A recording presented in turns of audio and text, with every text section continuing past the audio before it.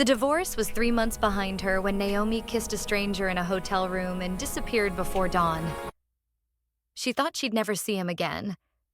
But when she arrived at her daughter's boyfriend's family resort, he was standing at the dinner table, watching her with eyes that said he hadn't forgotten, and he wasn't letting her run this time. Let her tell you how she got here. Naomi had signed divorce papers in a lawyer's office that smelled like stale coffee and endings. 22 years of marriage, gone in 30 minutes. People asked why she'd stayed so long. They didn't understand that he'd never hit her. He didn't have to.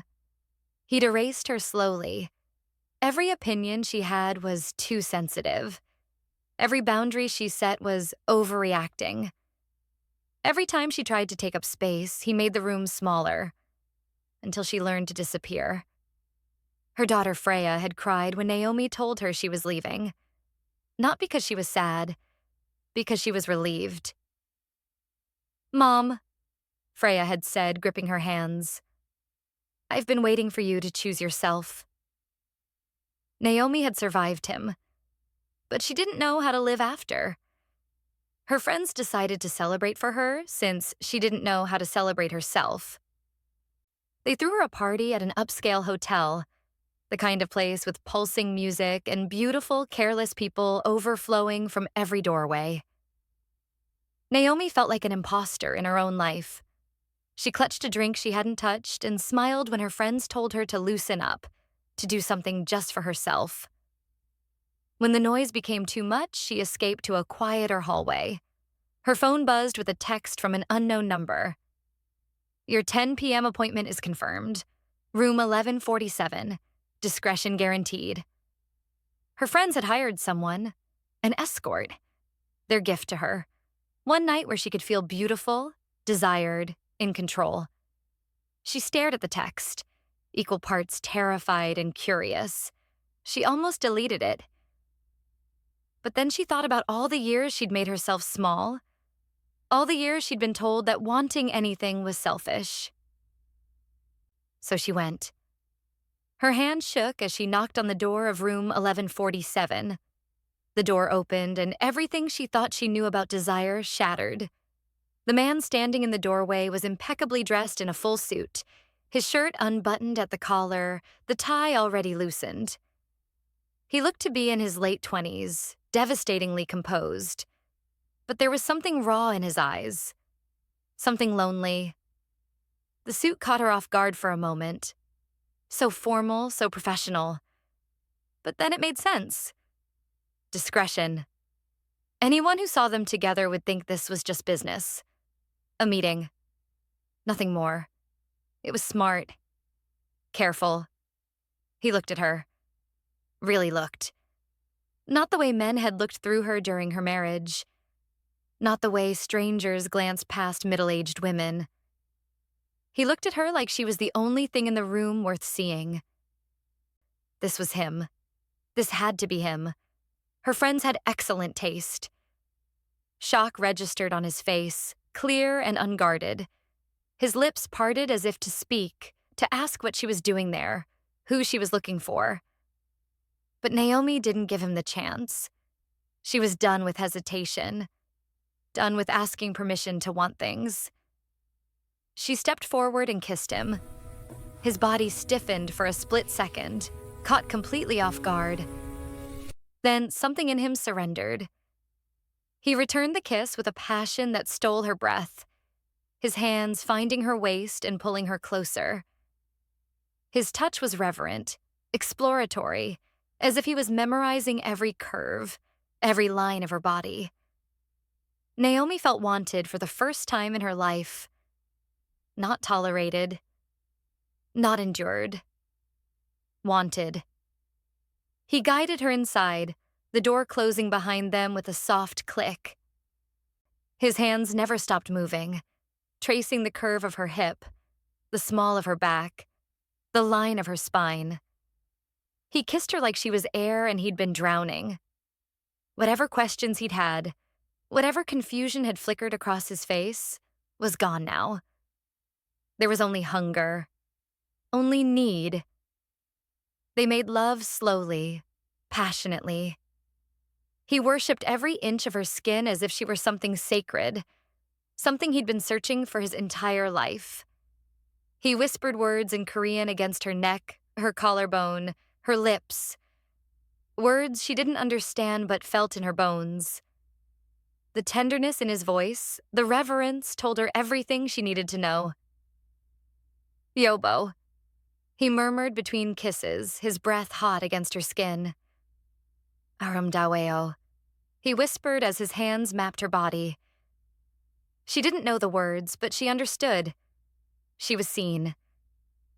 She was beautiful. She was his, if only for this one night. He never asked why she was there, never asked her name. And she never offered it. Some part of her understood that this wasn't about names or explanations. This was about two lonely people finding something they'd both been missing. By the time they fell asleep, tangled together in sheets that smelled like him, Naomi felt like a different woman. Like someone who deserved softness. Someone who deserved desire. The next morning, her phone buzzed on the nightstand. She reached for it groggily, squinting at the screen. A text from Freya. Mom, don't forget your flight is at noon. Can't wait to see you at the resort.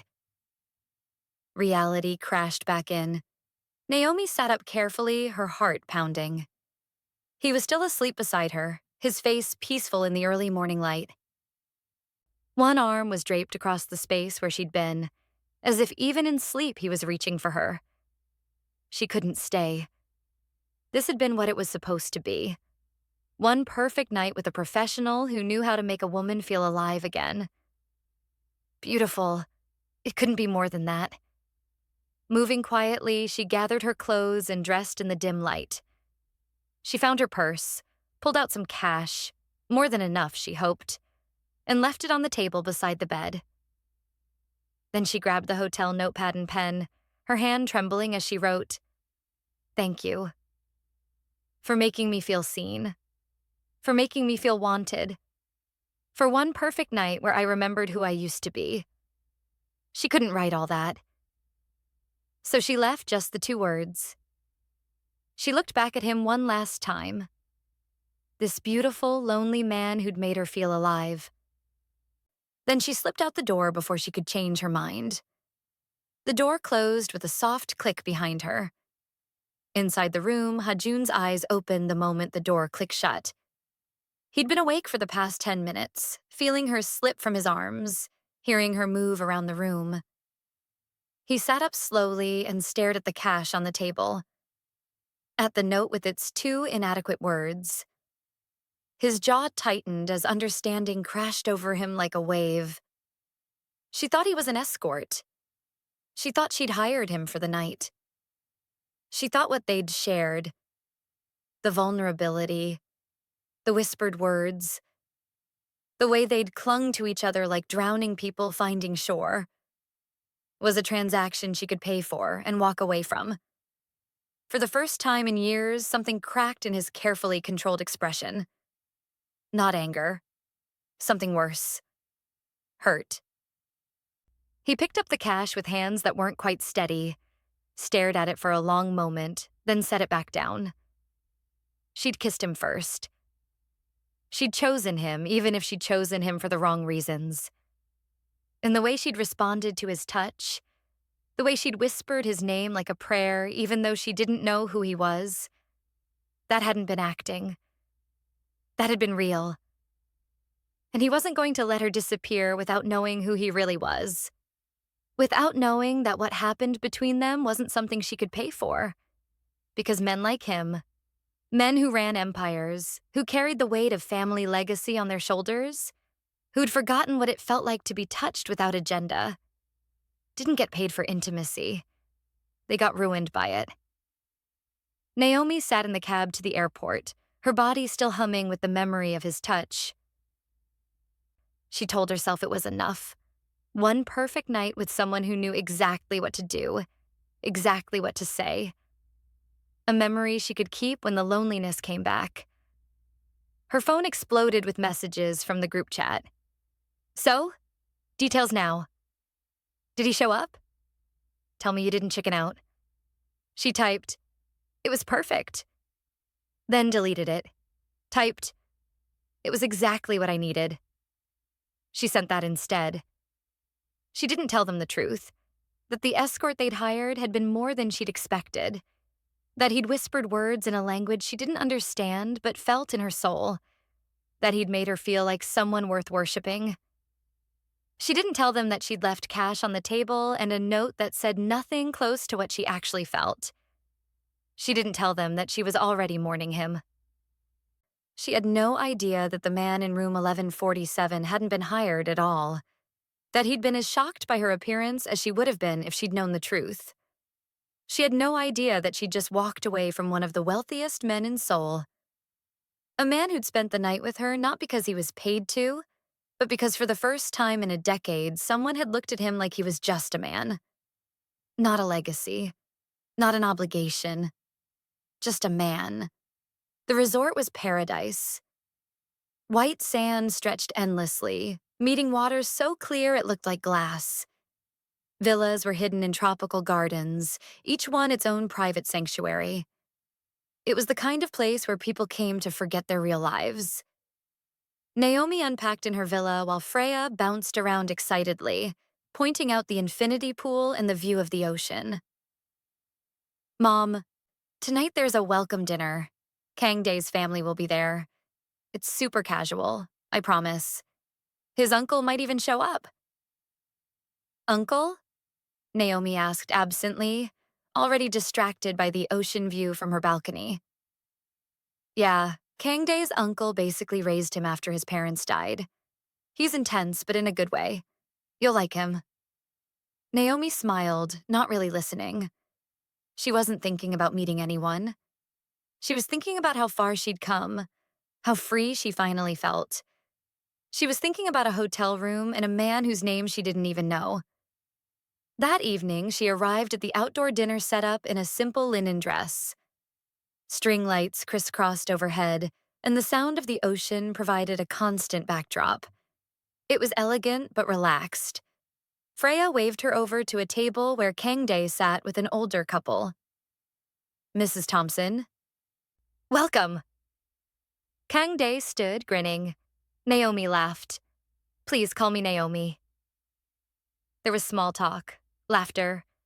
Naomi started to relax into the warmth of it all. Then the older woman at the table looked past her shoulder. "Oh, there he is. We were worried you wouldn't make it." Naomi turned. Time stopped. Hajun walked toward the table, dressed in dark linen, his hair slightly windblown. He was mid-conversation with someone, laughing at something. Then he saw her. The laugh died. Recognition hit them both like lightning. For 3 full seconds, neither of them moved. The world tilted on its axis. Room 1147. The cash on the table. The man she'd thought she'd paid for the night. No, Naomi thought, her blood turning to ice. This couldn't be happening. Freya, oblivious to the tension crackling in the air, jumped up. "Uncle Hajun." "This is my mom, Naomi. Mom, this is Kang Dae's uncle." Uncle, family, not an escort. Oh God. Hajun's expression was unreadable, but his eyes were screaming. He extended his hand, formal and controlled. "Naomi, it's a pleasure to meet you." She took his hand. The moment his fingers touched the inside of her wrist, that exact spot he'd touched the night before when he'd whispered Korean words against her skin, her breath caught audibly. He felt it too. His grip tightened for just a second. "The pleasure is mine," she managed, her voice barely steady. They held eye contact for a beat too long. Freya glanced between them, a small frown creasing her forehead. Should we sit?" Hajun released Naomi's hand and sat across from her.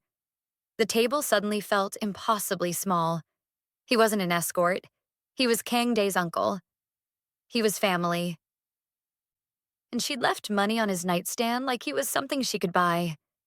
Naomi couldn't breathe, couldn't think. This couldn't be happening.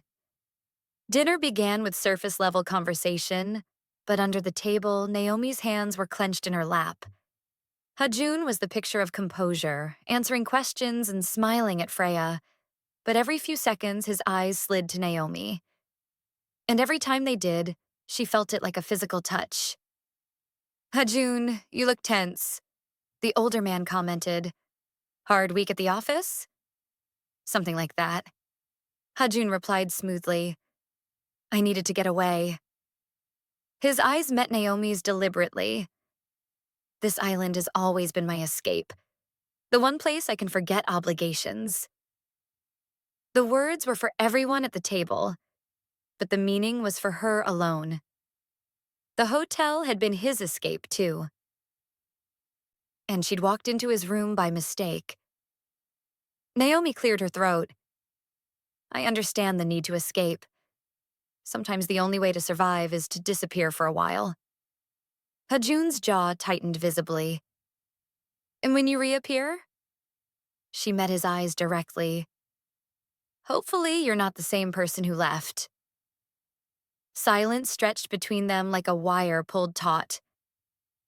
Freya laughed awkwardly, breaking the tension. "Wow, you two are intense. Mom, I didn't know you were a philosopher." Naomi forced a smile and looked away from Hajun, just thinking out loud. Later, as dessert was being served, Hajun's phone buzzed.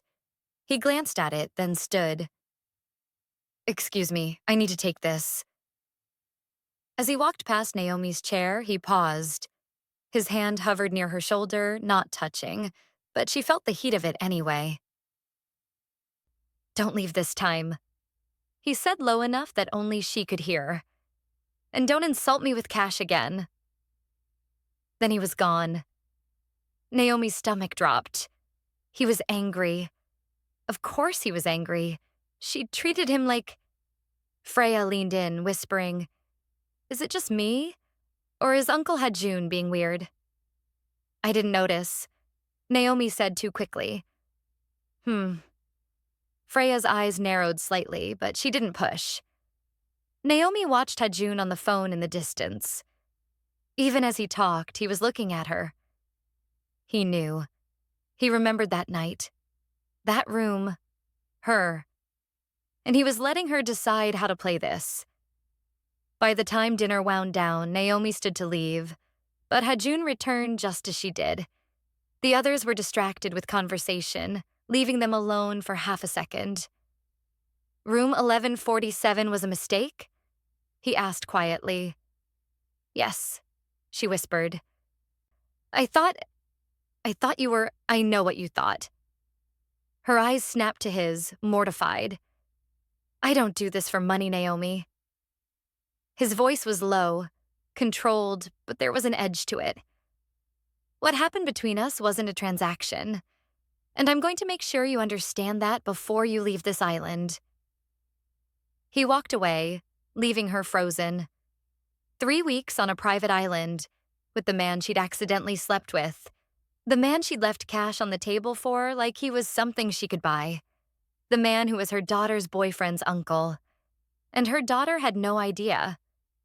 Naomi didn't sleep that night. She lay in her villa bed, staring at the ceiling fan spinning lazy circles above her, and replayed every moment of the dinner. The way Hajun's hand had lingered on her wrist.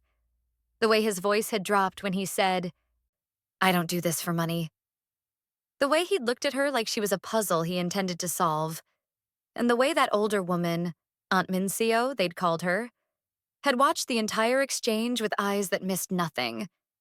She'd insulted him, mortified him, left cash on his nightstand like he was... She pressed her palms against her eyes and groaned. By the time morning light filtered through the curtains, she'd made a decision.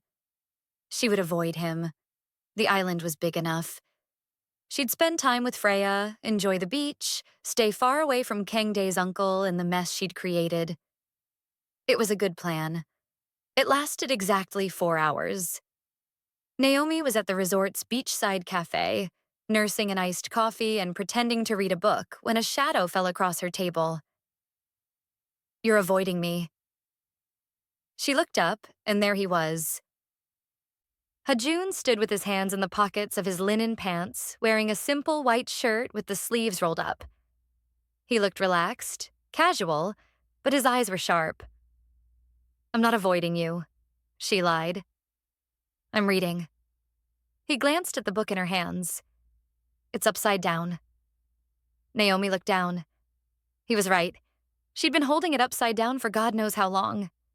Heat flooded her cheeks. She set the book down carefully. "What do you want?" "To talk." He pulled out the chair across from her and sat without waiting for permission. "About room 1147. "There's nothing to talk about," she said quickly, her voice low. "It was a mistake. I thought you were someone else. I'm sorry for what I did. For the cash. For everything. Are you sorry it happened?" The question caught her off guard. She opened her mouth, then closed it. "Because I'm not." He continued, his voice steady. "I'm angry about the cash, yes. I'm angry that you thought I was something you could pay for. But I'm not sorry about what happened between us." Naomi's heart hammered in her chest. "You should be. I'm your nephew's girlfriend's mother. This is complicated," he finished. "I know. More than complicated. Impossible." She glanced around nervously, making sure no one was close enough to hear. "You're young. You have your whole life ahead of you, and I'm—" "Stop." His voice was firm enough that she fell silent. "You've been doing that since dinner last night. Looking at me like I'm some kid who doesn't understand what he wants." "I didn't—" "How old do you think I am, Naomi?" The direct question threw her. She felt heat creep up her neck. "That's not relevant. It is when you keep using it as an excuse." He leaned forward, his eyes locked on hers. "Tell me, how old do you think I am?" She couldn't hold his gaze. 28, maybe 29. "I'm 35. Her eyes snapped back to his. 35? Not some kid barely out of his 20s. 35 meant he'd lived, had his own scars, his own history. Still younger than her, yes, but not— "It doesn't matter," she said, though her voice wavered. "Your age doesn't change anything. This can't happen." "Can't?" He tilted his head slightly. "Or shouldn't?" "Both." "I disagree." The quiet confidence in his voice made her pulse spike. She stood abruptly, grabbing her book. "I have to go. Freya's waiting for me."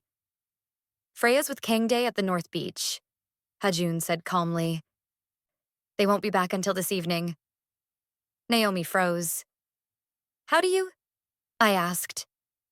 He stood as well, moving around the table until he was standing close. Too close. "I wanted to talk to you alone." "Why?"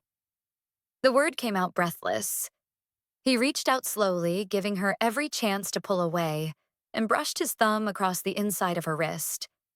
The same spot he'd touched in the hotel room, the same spot he'd touched at dinner.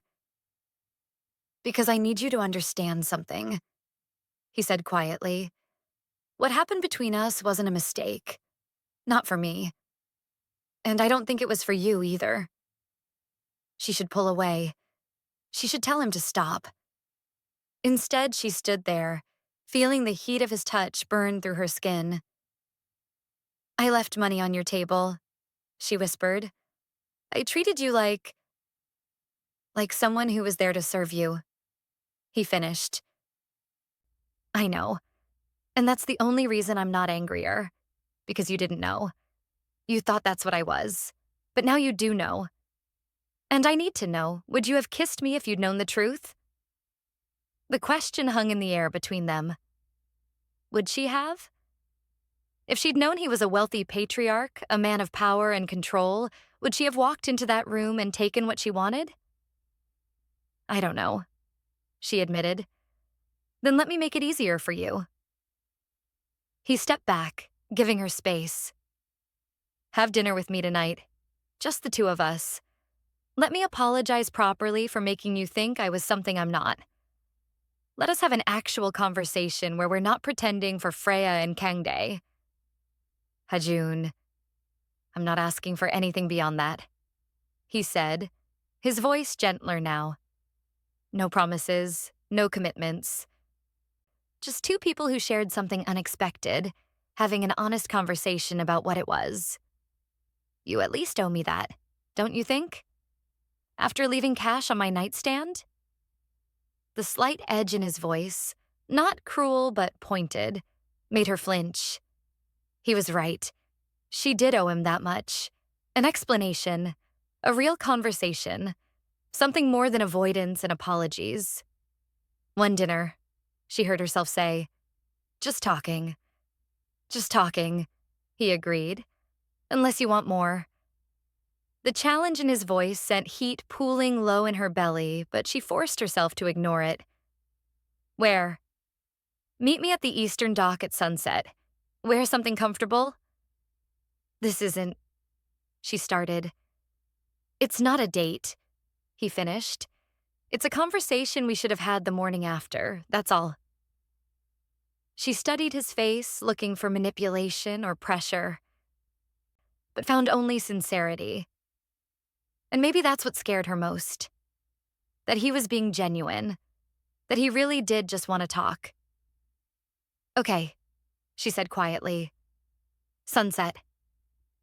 He nodded once, then walked away, leaving her standing there with her upside-down book and a racing heart. What Naomi didn't see was Aunt Minseo sitting at a table on the upper terrace, partially hidden by a decorative screen, watching the entire exchange. Her teacup paused halfway to her lips as she observed the way Hajun looked at this woman, the way his hand had lingered on her wrist. She set the cup down carefully, her expression unreadable. Interesting. By the time evening arrived, Naomi had changed her outfit 4 times and cursed herself for agreeing to this at least 20 times more. It's just a conversation, she told herself. You owe him that much. But as she made her way down the path toward the Eastern Dock, her hands were shaking. The Eastern Dock was quieter than the main beach, tucked away behind a curve of rocks. A small boat was tied there, and Hajun stood beside it, barefoot, wearing dark pants and a simple linen shirt. He looked up as she approached, and something shifted in his expression. Something warm. You came, he said. I said I would. You also said you'd stay that morning at the hotel. He offered his hand to help her into the boat. Forgive me for not taking your word at face value. She took his hand, feeling the familiar spark at his touch. Where are we going? Somewhere we can talk without interruption. He steadied her as she stepped into the boat, then untied it from the dock. Trust me. I don't know you well enough to trust you. He glanced at her as he started the engine. You trusted me enough that night. She couldn't argue with that. They rowed in silence for about 10 minutes, the boat cutting through calm water as the sun began its descent toward the horizon. Finally, Hajun slowed the engine and guided them toward a small, secluded cove. A blanket was already laid out on the sand. A basket sat beside it. Lanterns hung from the trees, unlit but ready. You planned this, Naomi said as he helped her out of the boat. I hoped. He corrected. There's a difference.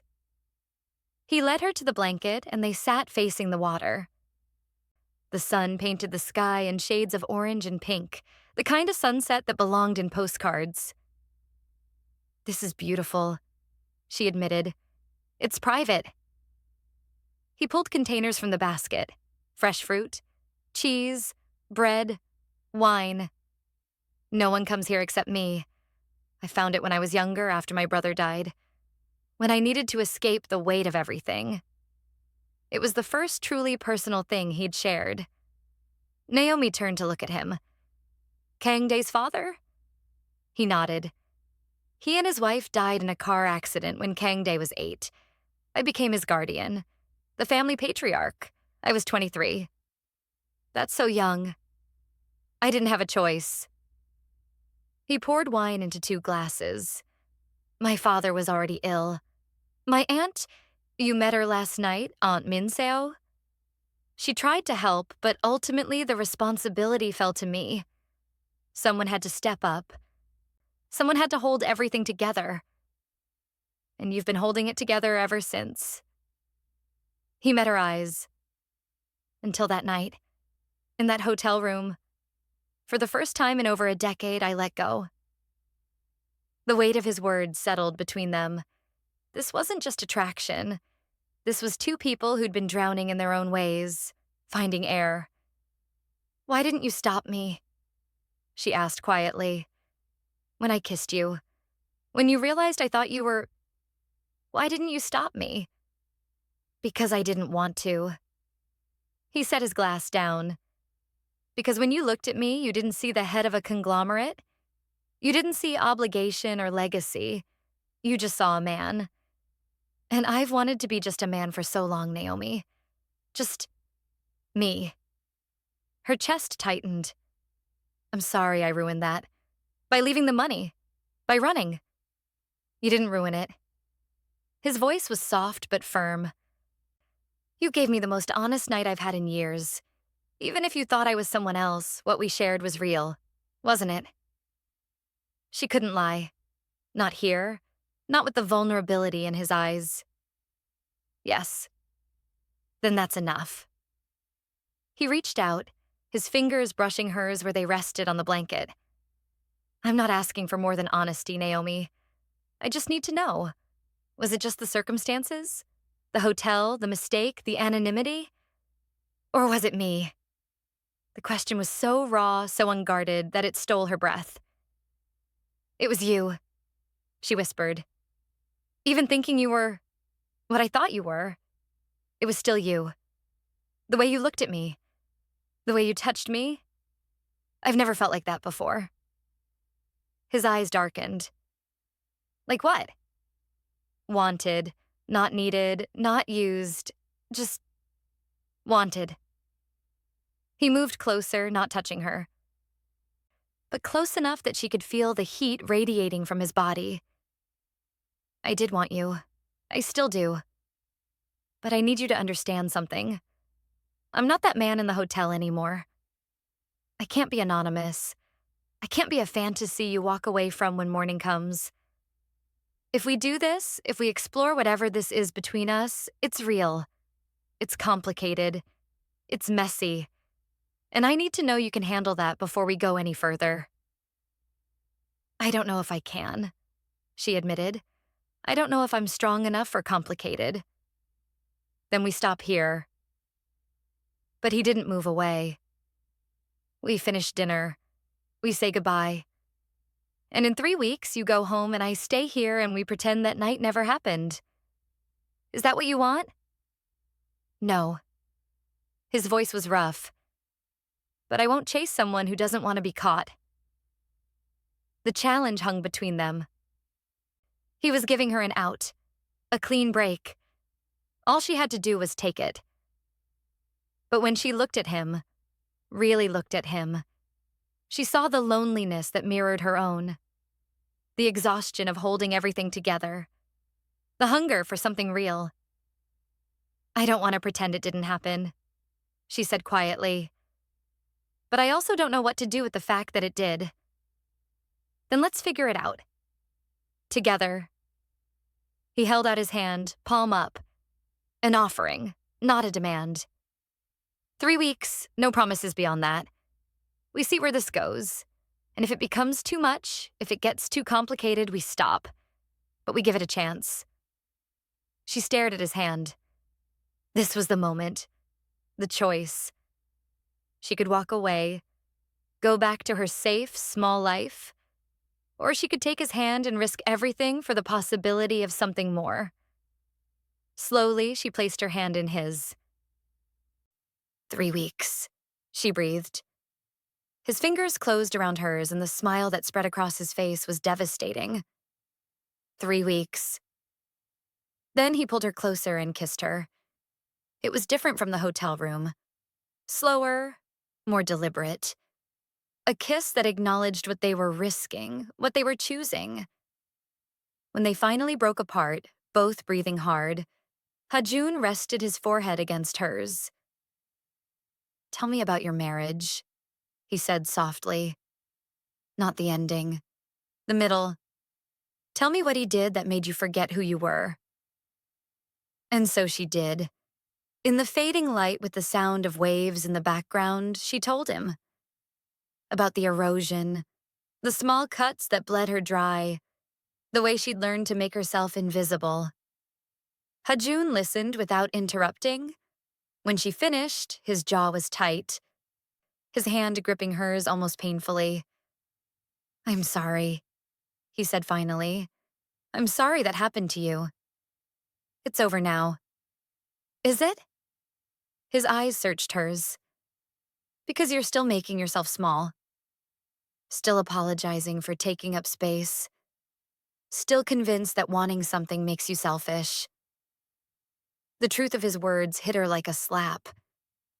"I don't know how to be anything else," she whispered. "Then I'll remind you." He lifted her hand to his lips, pressing a kiss to her knuckles. "Every day for the next 3 weeks, I'll remind you that you're allowed to want things, that you're allowed to take up space, that you're allowed to be seen." Tears burned behind her eyes. "Why do you care?" "Because when you kissed me in that hotel room, you weren't small. You were bold. You were present. You were everything." His thumb stroked across the inside of her wrist. "And I want to meet that woman again. The one who walks into rooms and takes what she wants. I don't know if she exists outside that one night. Then we'll find her together." He kissed her again, and this time Naomi let herself fall completely. The following morning, Naomi woke in her villa alone but not lonely. Her phone had a text from Hajun. "Good morning. Did you sleep well?" She smiled despite herself and typed back, "Better than I have in years." His response came immediately. "Good. Coffee at the terrace at 9? I promise to behave." "Do you?" she typed. "No, but I'll try." She rolled her eyes but felt warmth spread through her chest. At breakfast, Freya was already at the table with Kang Dae when Naomi arrived. Aunt Min Seo and Uncle Dae Jung sat across from them, engaged in quiet conversation. "Mom, there you are." Freya waved her over. "We were just talking about doing a group hike tomorrow. Uncle Hajun was supposed to join us, but he—" "Oh, there he is." Hajun appeared, impeccably dressed in casual linen, and took the seat beside his aunt. His eyes found Naomi's immediately, and something hot passed between them before he schooled his expression into polite neutrality.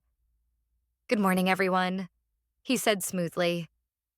"Hajuna," Aunt Min Seo said, her voice carrying that particular tone of authority that came from years of family leadership.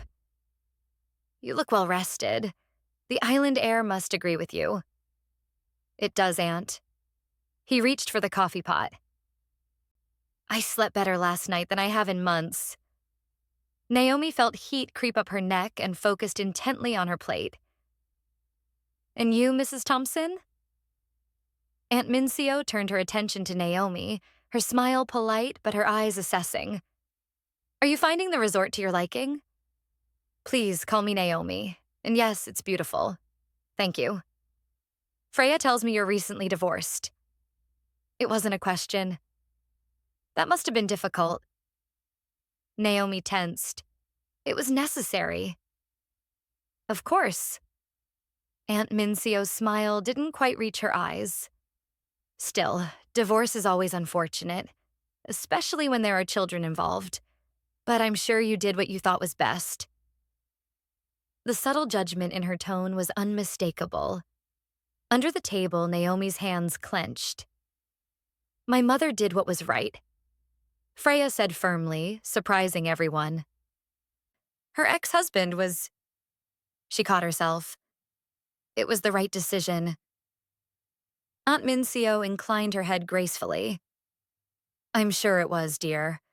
I only meant that these things are always complex. Family should be preserved when possible. Hajun's jaw tightened almost imperceptibly. Aunt Minseo believes very strongly in family duty, he said, his tone neutral but his eyes on Naomi, even when that duty comes at a personal cost. Family is everything, Hajuna. You know this. Aunt Minseo turned to Kangdai. Your uncle sacrificed so much to raise you properly, to give you opportunities. That's what family does. Kangdai nodded uncomfortably, clearly not wanting to be part of this conversation. The rest of breakfast passed with strained small talk, but Naomi couldn't shake the feeling that Aunt Minseo was watching her, measuring her, finding her wanting. Over the next 2 days, Naomi and Hajun fell into a careful dance. They maintained appropriate distance in public, but when no one was looking, his hand would brush hers, or he'd lean in under the pretense of reaching for something, his breath warm against her ear as he whispered, "Meet me at the cove tonight." At night, they would find ways to disappear. The secluded beach, a hidden path through the gardens. Once, daringly, his villa after everyone had gone to sleep. "This is insane," Naomi whispered one night as they lay tangled on his couch, her dress half unbuttoned, his shirt discarded somewhere on the floor. "Anyone could—" "No one will." He kissed down her neck. Kangdae and Freya went to the night market. Aunt Minseo retires early. Uncle Daejung won't leave their villa without her. "You've thought this through." "I think about you all the time." His hand slid up her thigh. "About touching you, tasting you, making you forget why this is supposed to be wrong." "It is wrong." "Then why does it feel so right?" She didn't have an answer for that. So she pulled him down and kissed him instead. But they were getting careless. Freya almost caught them. It was late afternoon, and Naomi had slipped away to Hajun's villa. They were on his private terrace, hidden from view by tropical plants and the angle of the building. He had her pressed against the wall, one hand tangled in her hair, the other gripping her hip as he kissed her like he was starving for it. "Hajun," she gasped between kisses. "We should—" "Should what?" His mouth moved to her throat. "Should stop? Should go inside where I can take my time with you?" Someone might— "Uncle Hajun?" They sprang apart like they'd been electrocuted. Freya's voice was coming from inside the villa. She'd let herself in.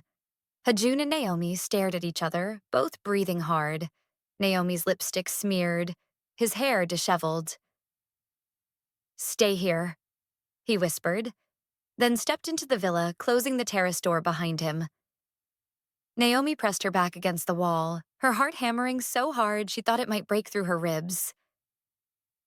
"Freya," she heard Hajun say, his voice perfectly composed. "What can I do for you?" "Sorry to barge in. I was looking for Mom.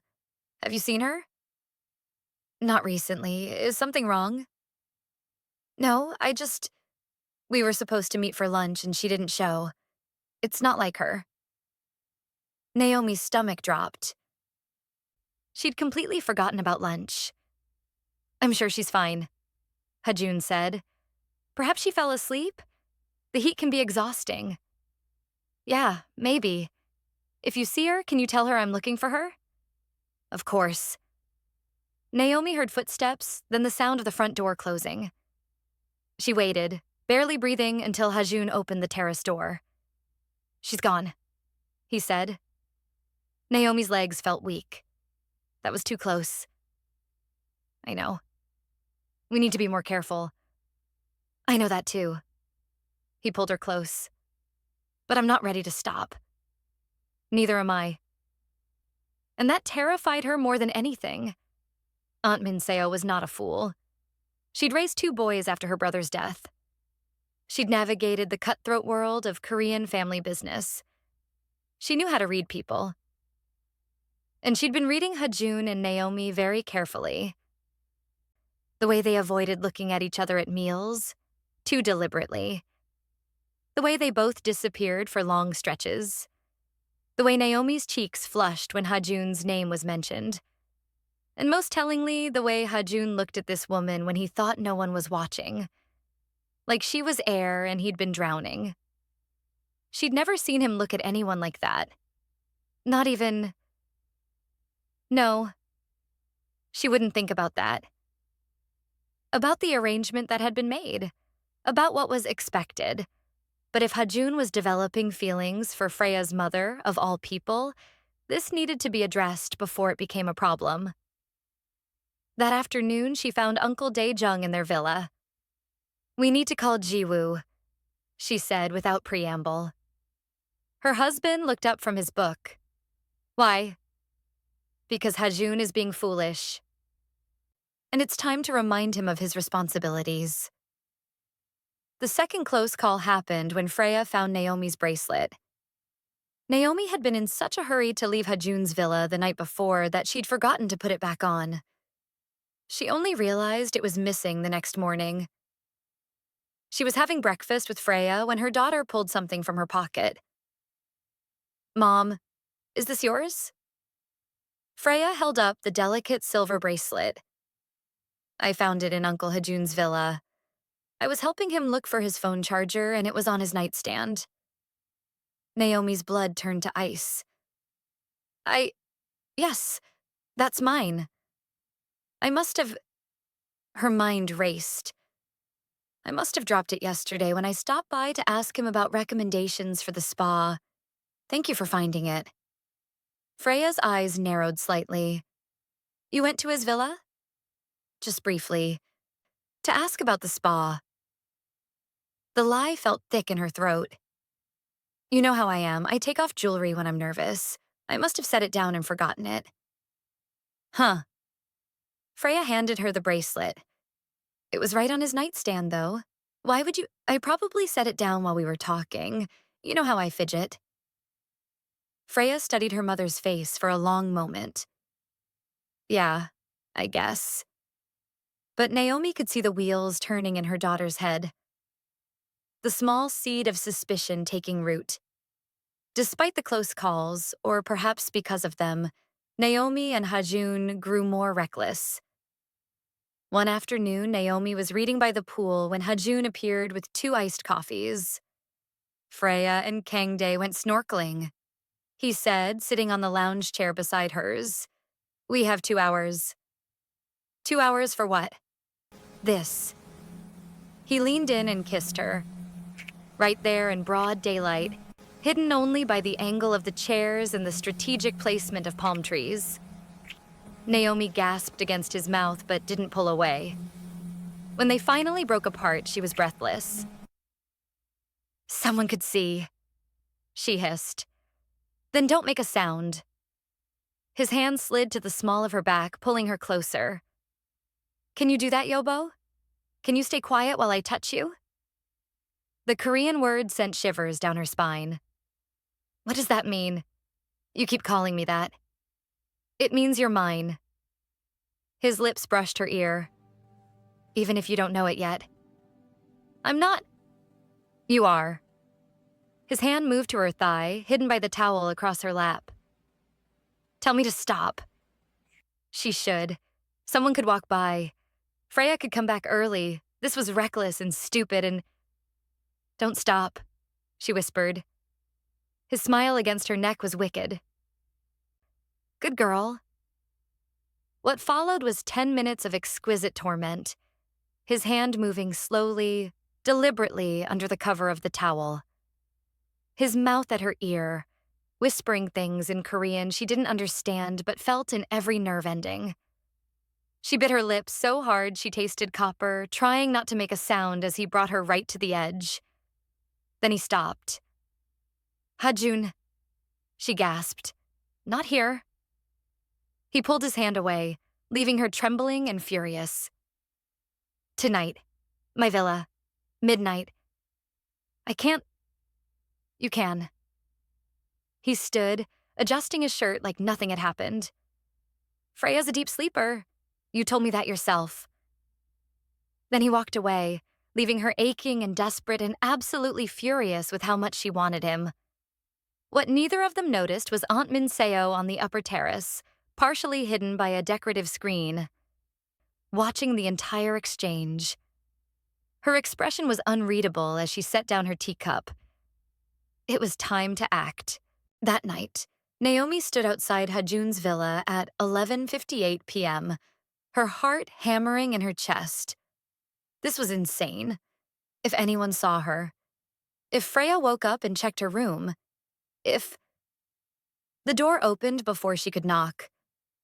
Hajun stood there barefoot, wearing only dark pants that hung low on his hips. His chest was bare, and the look in his eyes was pure hunger. "You came," he said. "I shouldn't be here." "But you are." He reached out, his fingers wrapping around her wrist, and pulled her inside. The door closed behind her with a definitive click. "I've been thinking about you all day," he murmured, backing her against the wall. "About that hotel room, about the way you tasted, about the sounds you made when I touched you." "Hajun, tell me to stop." His mouth was at her throat, his hands on her hips.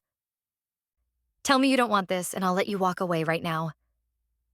She couldn't, because she did want this. Desperately. Dangerously. "I want you," she whispered.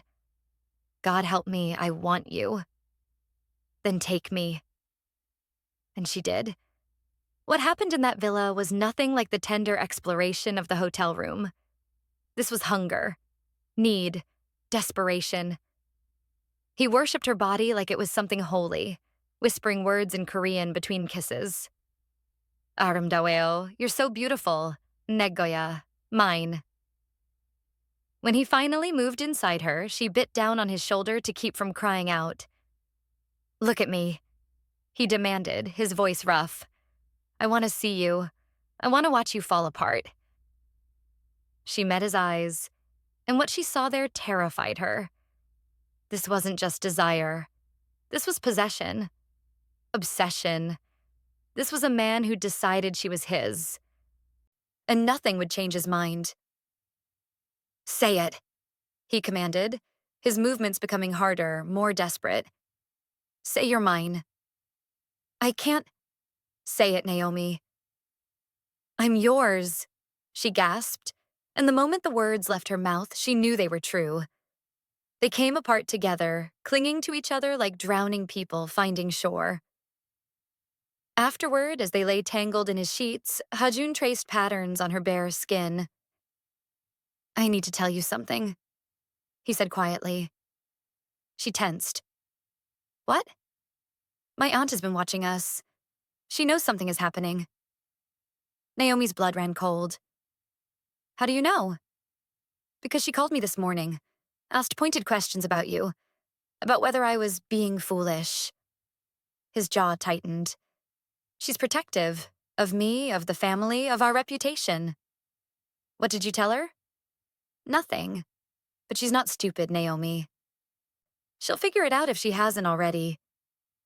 Naomi sat up, pulling the sheet around herself. "Then we need to stop, before this gets out of control." "It's already out of control." He pulled her back down. "And I don't care." "You should care. You have a family, a company, a reputation. And none of it means anything without this." He cupped her face. "Without you." The words should have filled her with joy. Instead, they filled her with dread. Because she could feel the weight of reality pressing down on them. And she didn't know if what they had was strong enough to survive it. The next day, Naomi noticed Aunt Minseo watching her more carefully at breakfast. Her smiles were polite but cold. Her questions pointed. "Naomi C., you seem tired. Are you sleeping well?" "Naomi C., I noticed you missed lunch with Freya yesterday. I hope everything is all right?" "Naomi C., how long are you planning to stay at the resort?" Each question felt like a trap. That afternoon, Freya pulled her aside. "Mom, is something going on?" Naomi's heart stopped. What do you mean? I don't know. You just seem different. And you and Uncle Hajun. She paused. Never mind. I'm probably imagining things. What about Uncle Hajun? Naomi tried to keep her voice casual. It's just, you're both acting weird. And I found your bracelet in his villa. And you said you were there for spa recommendations, but then I asked the spa and they said you never came and… She stopped. I'm overthinking this, right? Naomi's mouth went dry. I must have forgotten to go. I've been forgetful lately. Right. But Freya didn't look convinced. That night, Naomi didn't go to Hajun's villa. She stayed in her room, her phone lighting up with his messages. Where are you? Naomi, answer me. Talk to me. What's wrong? She finally typed back. We're being too careless. We need to slow down. His response was immediate. Come to my villa. We'll talk. No, not tonight. There was a long pause, then. Are you ending this? Her fingers hovered over the keyboard. Was she? I don't know, she typed. I just need time to think. She turned off her phone and stared at the ceiling, feeling the walls closing in. The next morning, Naomi was walking back from the beach when a voice stopped her. Naomi C. A word? She turned to find Aunt Minseo sitting on a bench in one of the garden paths. It was positioned perfectly. Private enough for a confidential conversation, but public enough to be seen if anyone looked. Of course. Naomi sat, her stomach nodding. For a moment, Aunt Minseo said nothing. Then she spoke, her voice soft but laced with steel. I raised Hajun after his father died. Did you know that? He mentioned it. He was 13. His brother was 16. Their father's death nearly destroyed the company. There were vultures circling, waiting for us to fail. But Hajun… Her voice softened with something that might have been pride. He was so strong, so determined. He gave up his childhood to save the family legacy. Naomi didn't know what to say. He's never allowed himself to want anything just for himself. Aunt Minseo continued. Everything he does is for the family, for Kang Day, for the company. She turned to look at Naomi directly. Until now. Naomi's throat tightened. I've been watching you, Aunt Minseo said. The way he looks at you, the way you look at him, I know what's happening between you. Nothing is. Don't insult my intelligence. The steel returned to her voice. You're having an affair with your daughter's boyfriend's uncle. Do you have any idea how selfish that is? The word hit like a slap. Selfish. Just like her ex-husband used to say. Freya came here to celebrate her relationship. Aunt Minseo continued, to show you her happiness. And you're using this trip to have a sordid affair. What kind of mother does that? You don't understand. I understand perfectly. Aunt Minseo's eyes were hard. You're a middle-aged divorced woman having a crisis. And you've latched onto a man who's lonely and vulnerable. A man who has responsibilities you clearly don't care about. Tears burned behind Naomi's eyes. But she refused to let them fall. Hajun needs someone appropriate, Aunt Minseo said. Someone who understands his world. Someone who can help him, not distract him. You're not that person.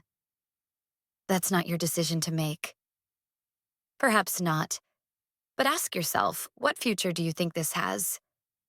Do you think Freya will be happy when she finds out? Do you think she'll forgive you for this? Aunt Minseo stood. You're not just risking your own relationship with your daughter. You're risking her relationship with Kang Day. You're being selfish, Naomi C. Reckless. And you're going to destroy everything. Your daughter's happiness, Hajun's reputation, this family's peace. For what? A vacation fling? She walked away, leaving Naomi sitting there, the words echoing in her head. Selfish. reckless, destroying everything. Maybe she was right. Maybe Naomi was being the same selfish person her ex-husband had always said she was.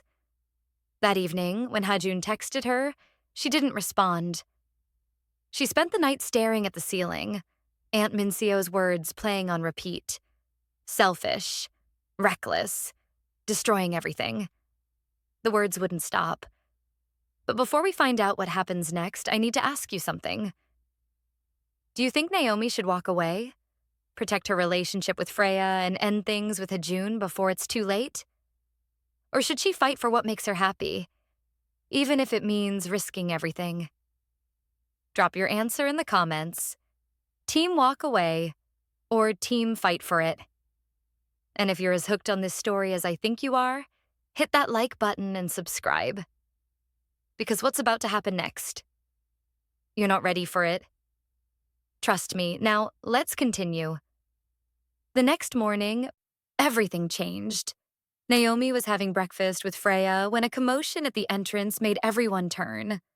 A woman had arrived, stunning, polished, wearing designer clothes that probably cost more than Naomi's entire wardrobe. She was younger than Naomi, probably early 30s, with the kind of effortless elegance that came from a lifetime of privilege. "Hajun," she called out, her voice bright.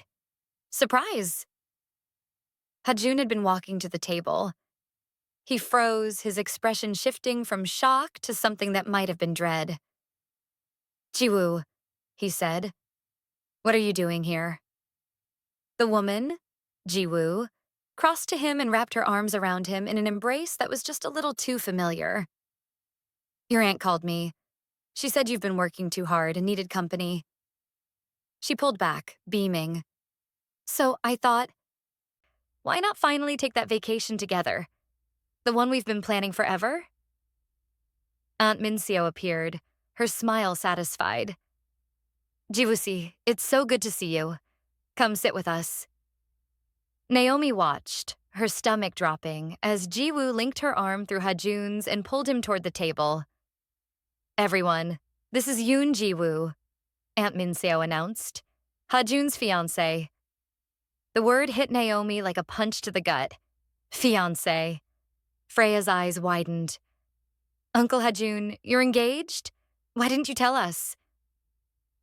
"It's complicated," Hajun said, his eyes finding Naomi's across the table. The look in them was desperate, pleading. "It's not complicated at all," Jiwoo said with a laugh, sitting beside him and keeping her hand on his arm. "We've been engaged for 3 years. Hajun just keeps postponing the wedding because he's married to his work." She smiled at him adoringly. "But I think it's time we finally set a date, don't you?" Naomi couldn't breathe, couldn't move, couldn't look away from the sight of this beautiful woman touching Hajun so casually, so possessively. "Naomi-si," Aunt Minseo said sweetly, "you should congratulate them. After all, you understand the importance of commitment, don't you? Or perhaps not, given your recent divorce." The barb landed exactly as intended. Naomi stood abruptly, her chair scraping against the floor. "Excuse me, I'm not feeling well." She walked away before anyone could respond, before Hajun could say whatever desperate thing was written on his face. Behind her, she heard Jiwoo's bright voice. "Is she all right? Did I say something wrong?" "Don't worry about it," Aunt Minseo said smoothly. "Now, tell us all about your trip." Naomi made it to her villa before the tears came. Fiancé, 3 years, and he'd never mentioned it. Not once. Not during their night in the hotel. Not during their dinner at the Cove. Not during any of the stolen moments where he'd whispered that she was his. She'd been such a fool.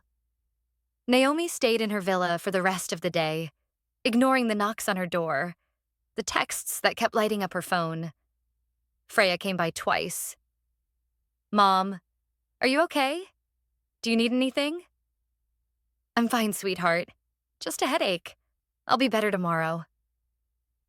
The lies were getting easier. Hajun's messages were more desperate. Naomi, please, let me explain. It's not what you think. Jiwoo and I aren't together. Not really. It's complicated. Please talk to me. She deleted them all without responding. By evening, there was a knock she couldn't ignore. Firm, insistent, familiar. Naomi, open the door. Hajun's voice. Go away. Not until we talk. There's nothing to talk about. You're engaged. You should be with your fiancé. Silence. Then, I'm going to stand here until you open this door. I don't care if it takes all night. She knew he meant it. Knew he was stubborn enough to do exactly that. And if someone saw him standing outside her door, she opened it. He looked wrecked. His hair was disheveled like he'd been running his hands through it. His eyes were red-rimmed. He was still wearing the same clothes from breakfast. 5 minutes, she said coldly. Then you leave. He stepped inside and she closed the door behind him. Jiwoo and I are not together, he said immediately. We haven't been for years. The engagement was arranged by our families when we were younger. A business alliance. I've been trying to end it for the past 3 years. 3 years, Naomi repeated. And in all our conversations, all our stolen moments, you never thought to mention you had a fiancé? Because she's not what? Not real, not relevant. Naomi's voice rose. You had me thinking. She stopped, wrapping her arms around herself. You made me believe I was special, that what we had meant something. But I'm just another complication, aren't I? Another mess you have to clean up. That's not true. Then why didn't you tell me? Because I didn't think it mattered. He ran his hands through his hair. Jiwoo and I have an understanding. We're not in love. We barely even speak outside of family functions. The engagement is a formality, a business arrangement that I've been trying to dissolve for years. And yet she's here, calling herself your fiancé, touching you like she has every right to. Because my aunt called her, to sabotage this, to sabotage us. He took a step closer. She confronted you, didn't she? Said things to make you doubt this. Naomi looked away. She said I was selfish, that I was destroying my daughter's happiness, that I was ruining everything for a vacation fling. And you believed her. Shouldn't I? Naomi's voice broke. Look at what we're doing, Hajun.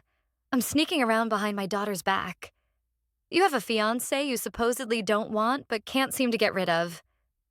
Your aunt is right. This is a mess. And I'm the fool who thought it could be anything else. You're not a fool. He crossed to her, gripping her shoulders. And you're not selfish for wanting something for yourself, for wanting me. But at what cost? Tears spilled down her cheeks. Freya is already suspicious. Your aunt hates me. And now there's Jiwoo, who apparently has been waiting 3 years for you to marry her. I'm not marrying her. His voice was firm. I will never marry her. I'm going to end this engagement, Naomi. I've been planning to do it for years, and now I have a reason that matters more than business. Don't. She pulled away from him. Don't make me the reason you blow up your life. I can't be responsible for that. You're not responsible. I'm making this choice. For me. For us. There is no us. The words came out harsher than she intended. There's a vacation affair that got out of hand. There's stolen moments and secrets and lies. But there's no us, Hajun. Not in the real world. He flinched like she'd slapped him. Is that really what you think this is? She wanted to say no. Wanted to tell him that these past days had been the most alive she'd felt in decades. But Aunt Minseo's words kept echoing. Selfish, reckless, destroying everything. I think you should go back to your fiancé, she said quietly, and I need to focus on my daughter. That's why I'm here. Not for this. Naomi, please leave. For a moment, she thought he wouldn't. Thought he'd argue, push back, refuse to let her run again. But instead, he nodded slowly. Okay, if that's what you want. It is. He walked to the door, then paused. For what it's worth, that night in the hotel, I meant every word I said, every touch. You weren't a mistake, Naomi. You were the most real thing that's happened to me in years. Then he was gone. Naomi sank to the floor and let herself break. The next morning, Naomi forced herself to join everyone for breakfast. She couldn't hide forever. Jiwoo was already there, sitting close to Hajun, her hand resting possessively on his arm as she chatted brightly with Freya and Kangdae. Oh, Naomi, see. Jiwoo's smile was warm, genuine. I hope you're feeling better. Hajun was so worried about you yesterday. I'm fine, thank you. Naomi took a seat as far from Hajun as possible. She couldn't look at him, couldn't bear to see whatever expression was on his face. Jiwoo was just telling us about the wedding plans, Freya said, clearly excited. It sounds incredible. Oh, well, we haven't finalized anything yet? Jiwoo laughed. Hajun keeps saying he's too busy, but I think this vacation is the perfect time to nail down some details, don't you? She squeezed his arm affectionately. Hajun's jaw was tight. Jiwoo, I told you. I know. Work comes first. She turned to the table with an exaggerated sigh. He's impossible, but that's why I love him. So dedicated. Love. The word twisted like a knife in Naomi's chest. Aunt Minseo suggested we all take a boat tour today, Uncle Daijung said. See the neighboring islands. It would be a good opportunity for everyone to spend time together. That sounds wonderful, Jiwoo beamed. Hajun, you'll come, won't you? I have work. You always have work. Jiwoo pouted playfully. One day. Just one day where you put me first. The manipulation was subtle but effective. Everyone at the table was now looking at Hajun expectantly. Fine, he said tightly. One day. Jiwoo clapped her hands together. Perfect, this'll be so fun. Naomi stood abruptly. I'm sorry, I'm not feeling well again. I think I'll skip the boat tour. Mom, Freya started. I'm fine, sweetheart. You go. Have fun. She walked away before anyone could argue. Behind her, she heard Aunt Minseo's satisfied voice. Such a shame she's not feeling well, but perhaps it's for the best. Family time, you know? The message was clear. Naomi wasn't family. She didn't belong. Naomi spent the day on her villa's private terrace, trying to read, trying not to think about Hajun on a boat with Jiwoo. But her imagination was cruel. She pictured Jiwoo laughing at something he said, pictured her leaning against him as the boat rocked, pictured him smiling at her, that same smile he'd given Naomi. By the time evening came, she was in agony. She ventured out to the resort's restaurant for dinner, hoping to eat quickly and escape back to her room. Instead, she saw them. Hajun and Jiwoo at a table on the terrace, the sunset painting everything in shades of gold. Jiwoo was leaning across the table, saying something that made Hajun shake his head. She laughed and reached for his hand. He didn't pull away. Naomi's breath caught. She turned to leave, but it was too late. Naomi, see. Jiwoo waved her over. Please join us. There's plenty of room. It would be rude to refuse. Suspicious. So Naomi forced a smile and walked over. I don't want to intrude. Nonsense. Jiwoo gestured to the empty chair. Besides, I've been wanting to get to know you better. Freya speaks so highly of you.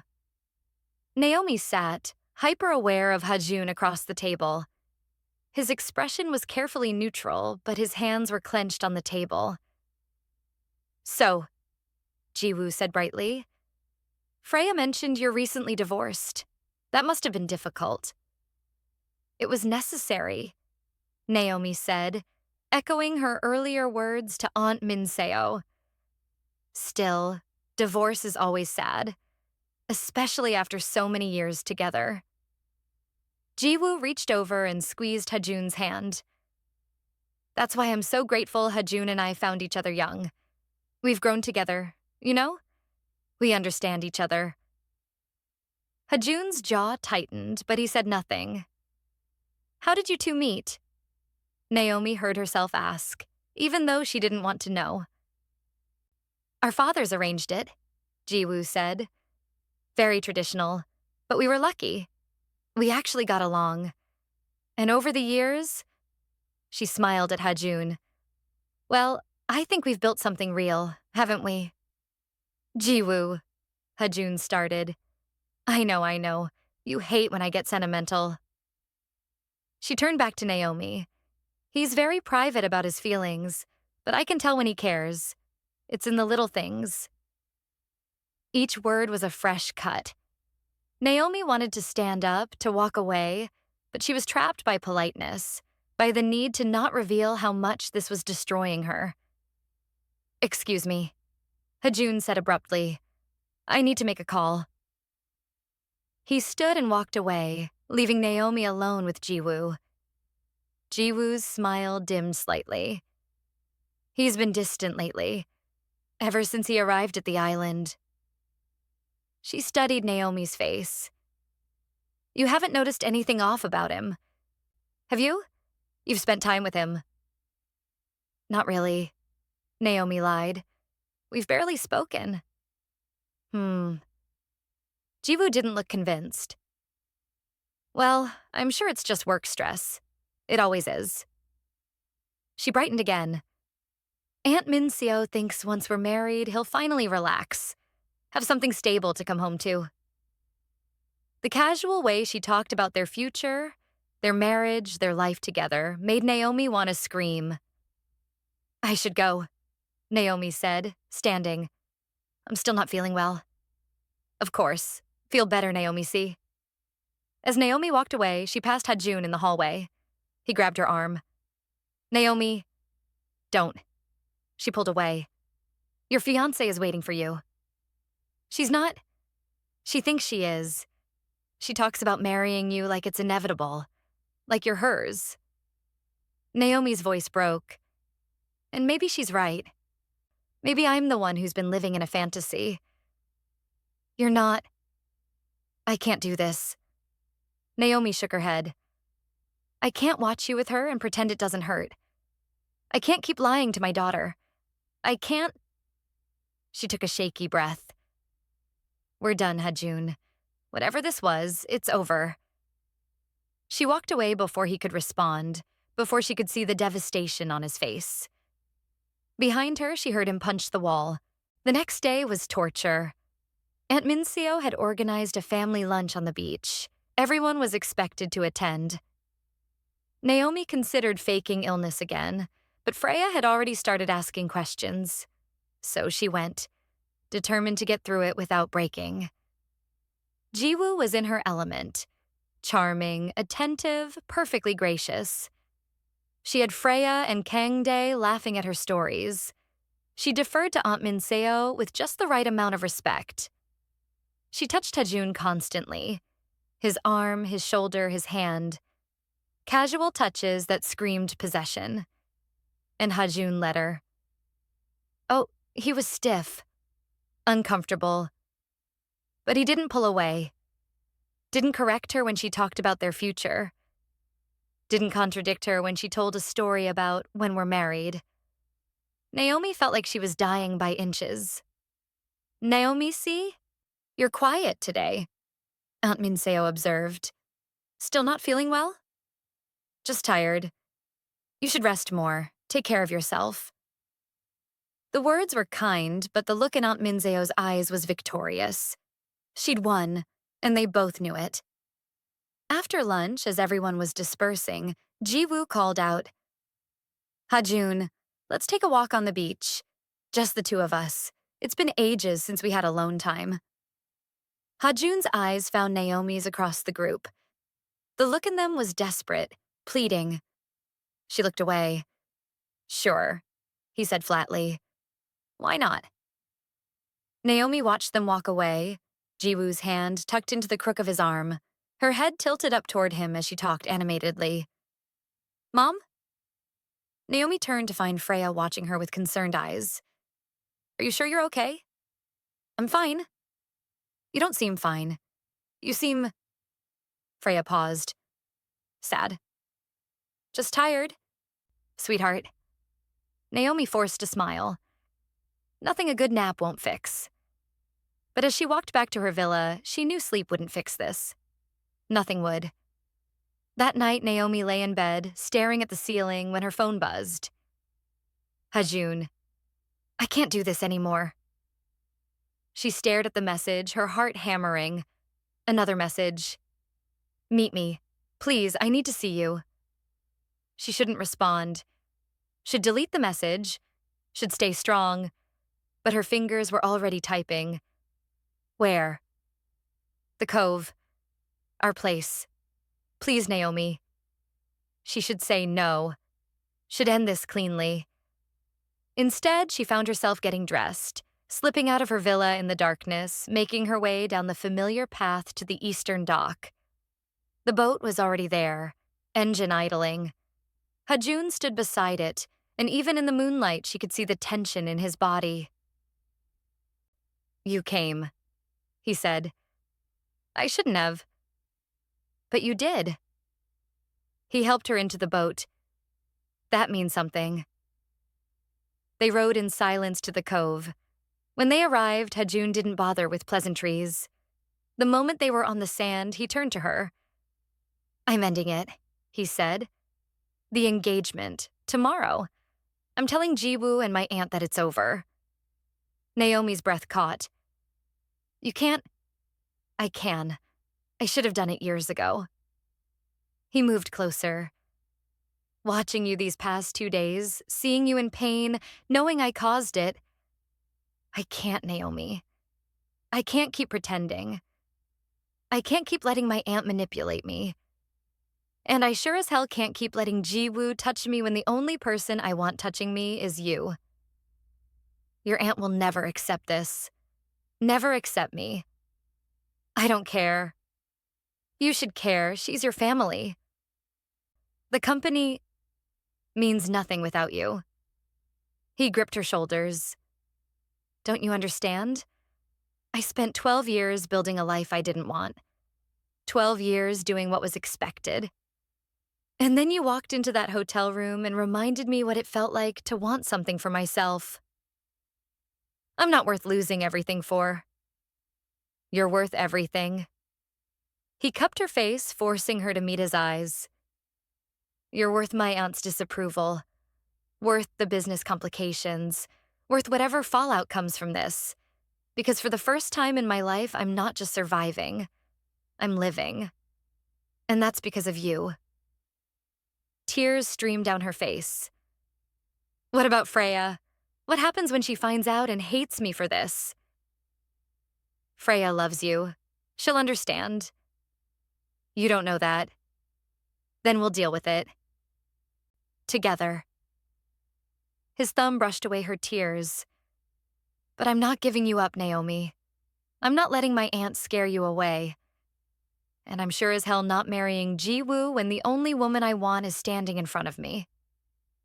This is insane. I know. We're going to ruin everything. Maybe." He pressed his forehead to hers. "But I'd rather have one real moment with you than a lifetime of pretending with someone else." She should push him away. Should be the responsible one. Should think about the consequences. Instead, she kissed him. It was desperate, hungry, all the emotion of the past 2 days pouring into it. She kissed him like she was drowning and he was air. Like if she let go, she'd cease to exist. He responded with equal desperation. his hands tangling in her hair, pulling her closer, closer, never close enough. "I'm sorry," he gasped between kisses. "I'm sorry I didn't tell you about Jiwoo. I'm sorry I let my aunt get to you. I'm sorry for every second you spent thinking you meant nothing to me.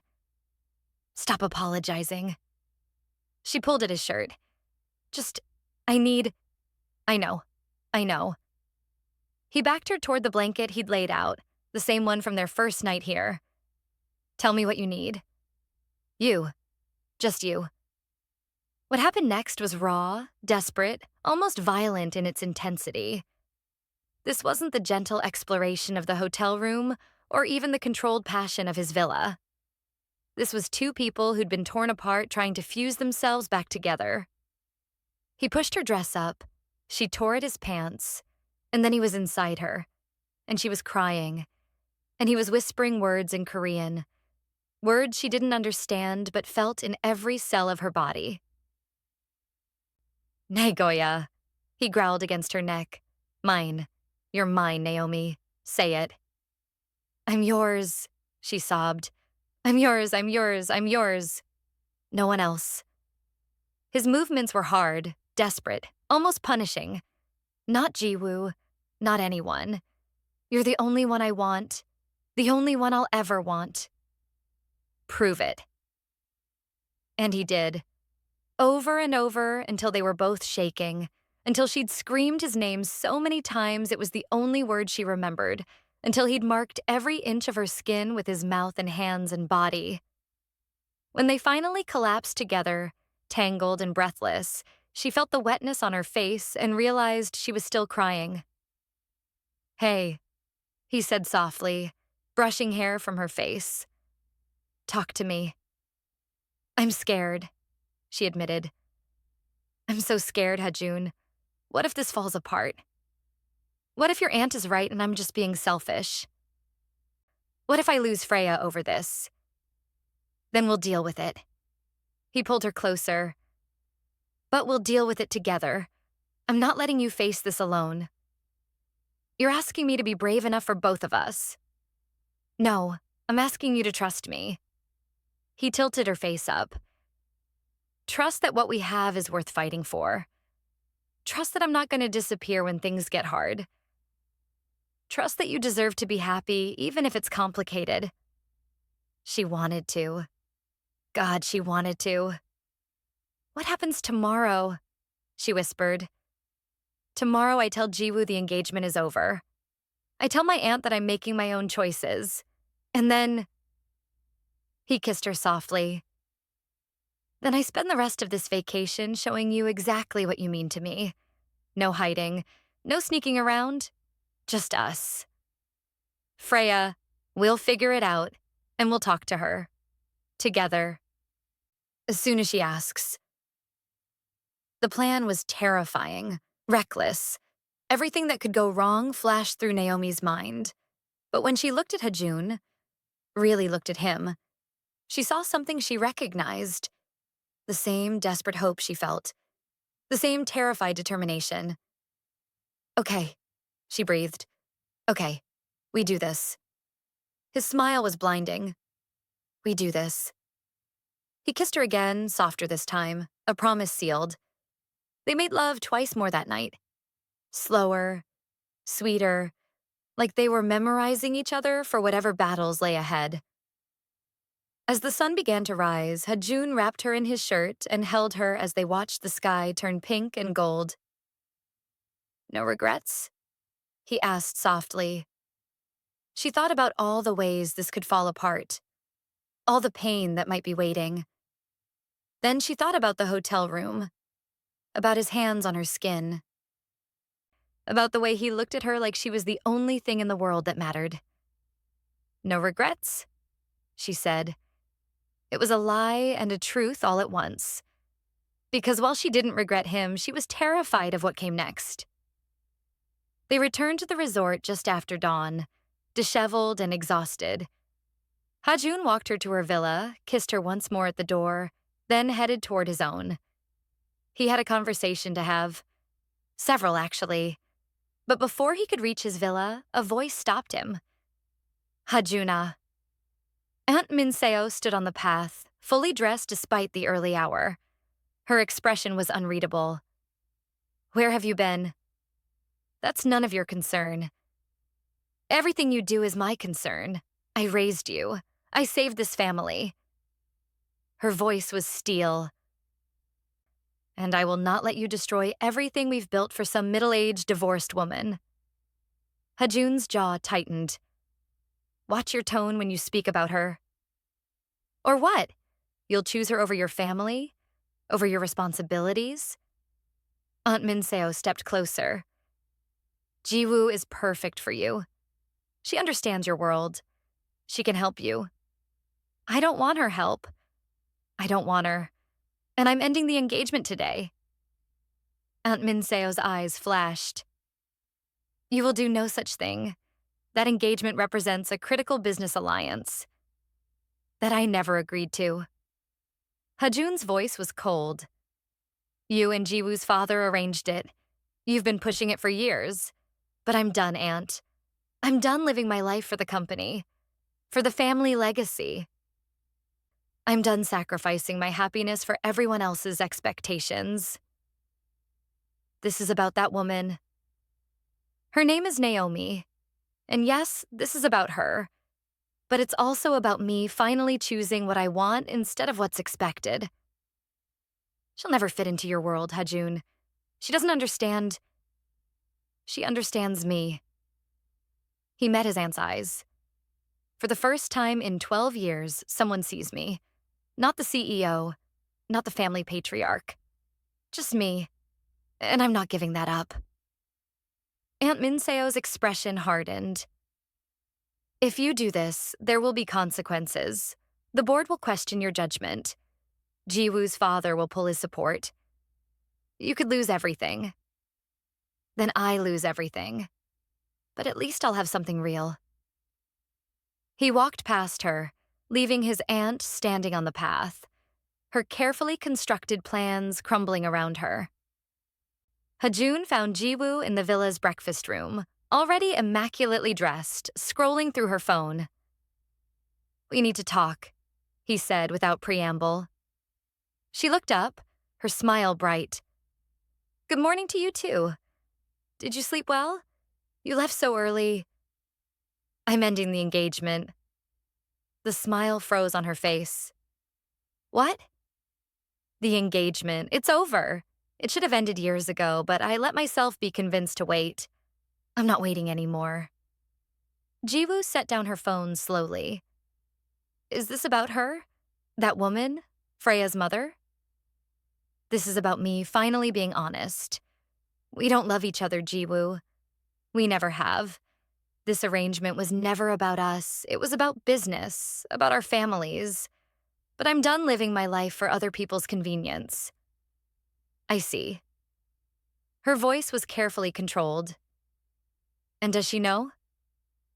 This woman you're throwing everything away for? Does she know what it will cost you to choose her?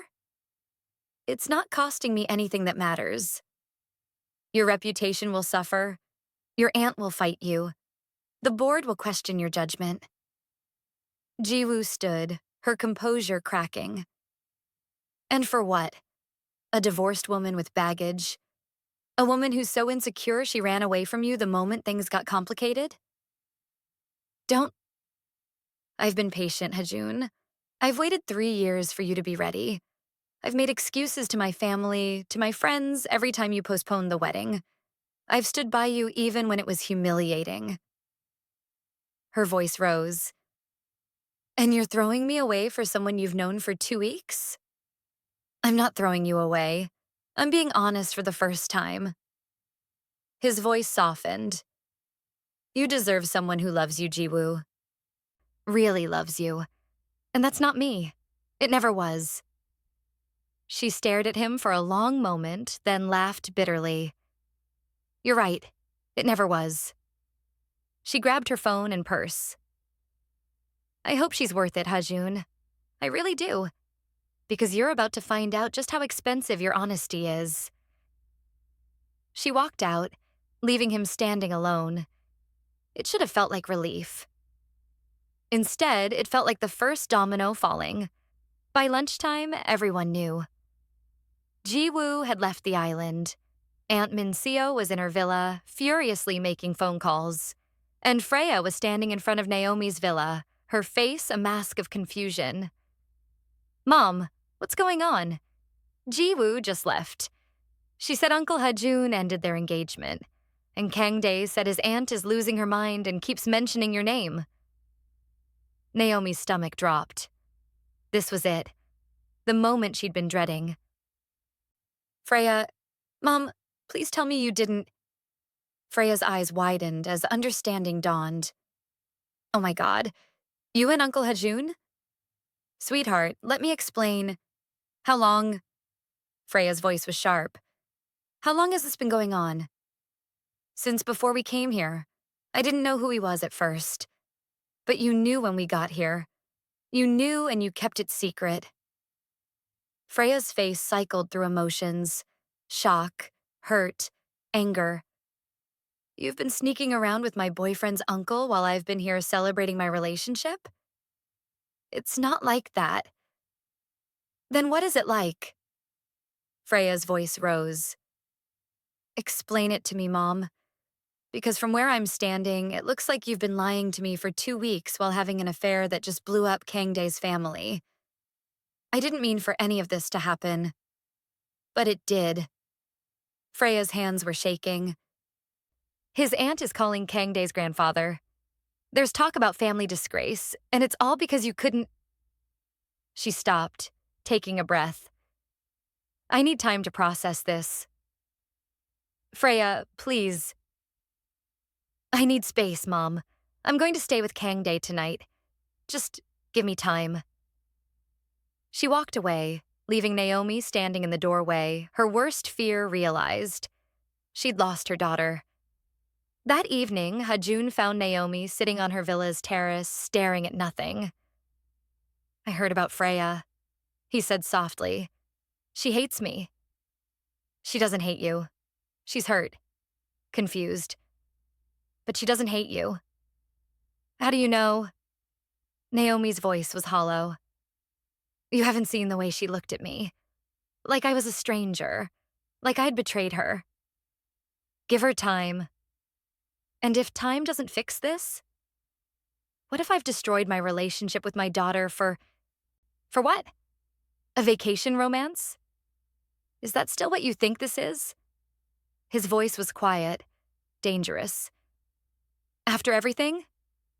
I don't know what to think anymore." She finally looked at him. "Your aunt is right, isn't she? I'm selfish. I'm destroying everything." "Stop." He knelt in front of her. "Stop letting her words define you. Stop letting your fear make you small." "My daughter won't talk to me." "Because she needs time to process. Not because you did something unforgivable." He took her hands. "Naomi, listen to me. We knew this would be hard. We knew there would be fallout. But we also knew it was worth it. Don't let one bad day make you forget why we're doing this." "Why are we doing this?" Her voice broke. "Tell me, because right now I can't remember." He stood, pulling her up with him and kissed her. Not gentle, not sweet. A kiss that demanded she remember. Remember the hotel room. Remember the cove. Remember every stolen moment that made her feel alive. When he pulled back, they were both breathing hard. "That's why," he said. "Because when I kiss you, I remember what it feels like to be more than my responsibilities. Because when you look at me, I'm not the head of a company or a family patriarch. I'm just a man. And for the first time in 12 years, that's enough. But Freya will come around because she loves you and because ultimately she wants you to be happy." He cupped her face. "Have a little faith, Yobo. In me. In us.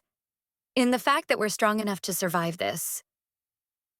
She wanted to believe him. Wanted to trust that everything would work out.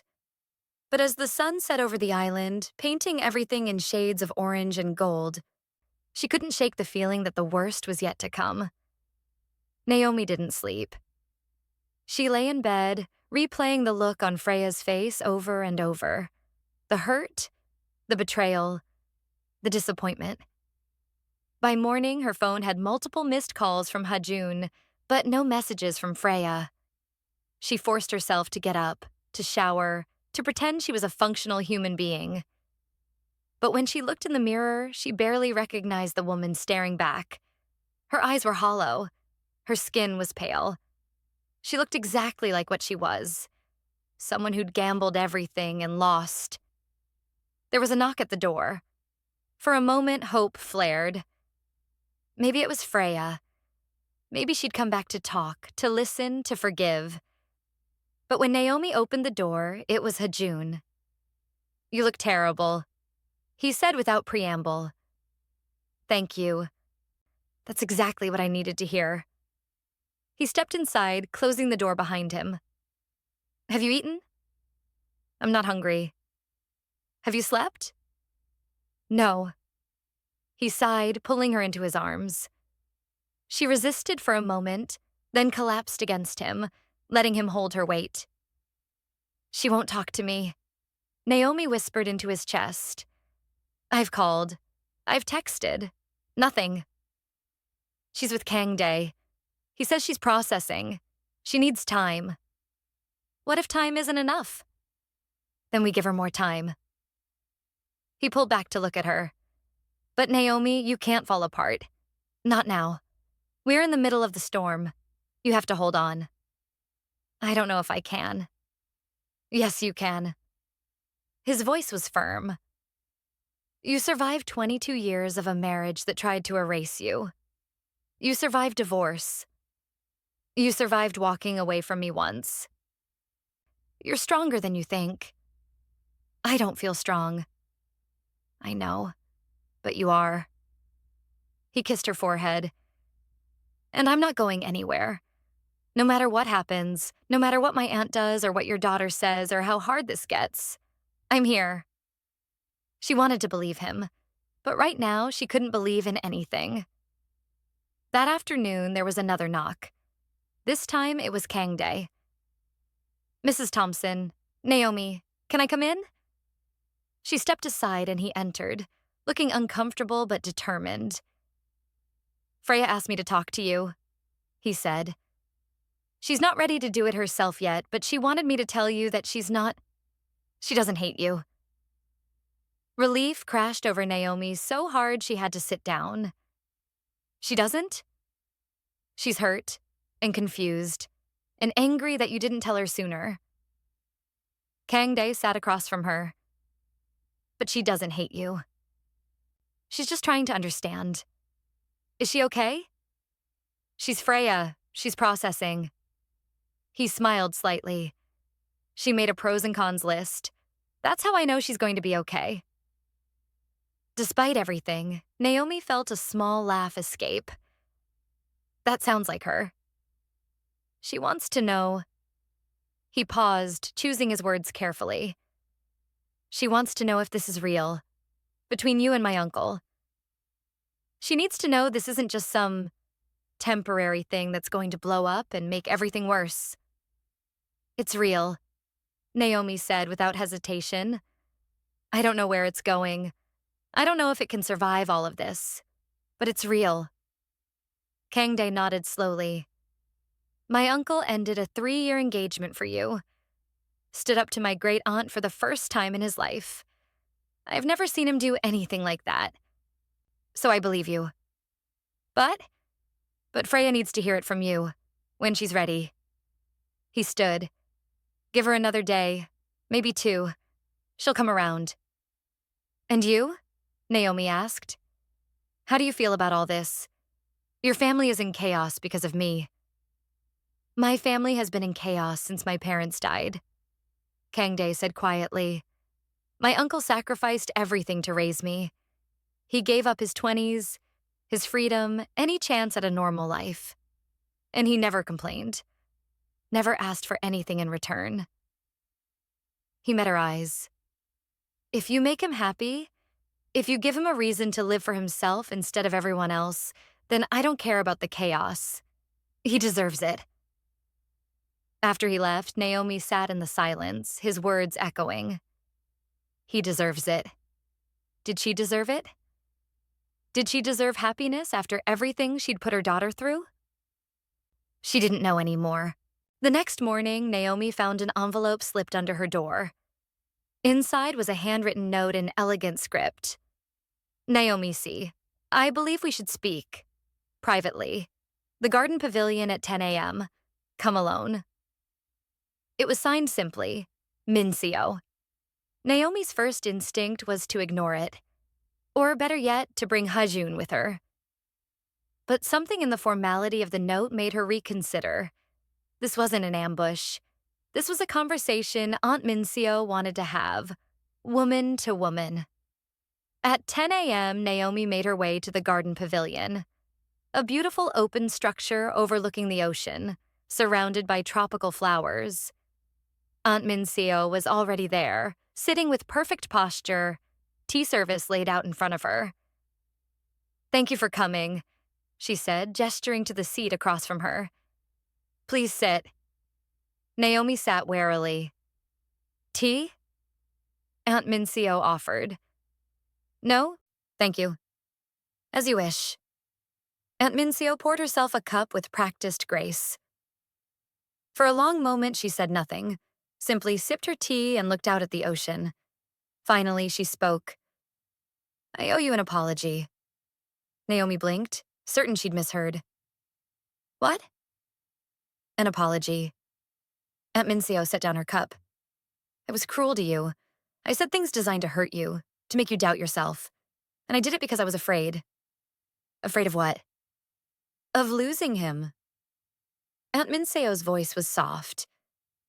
After my brother died, Hajun became my responsibility, my project. I poured everything into making sure he was strong enough to carry the family legacy.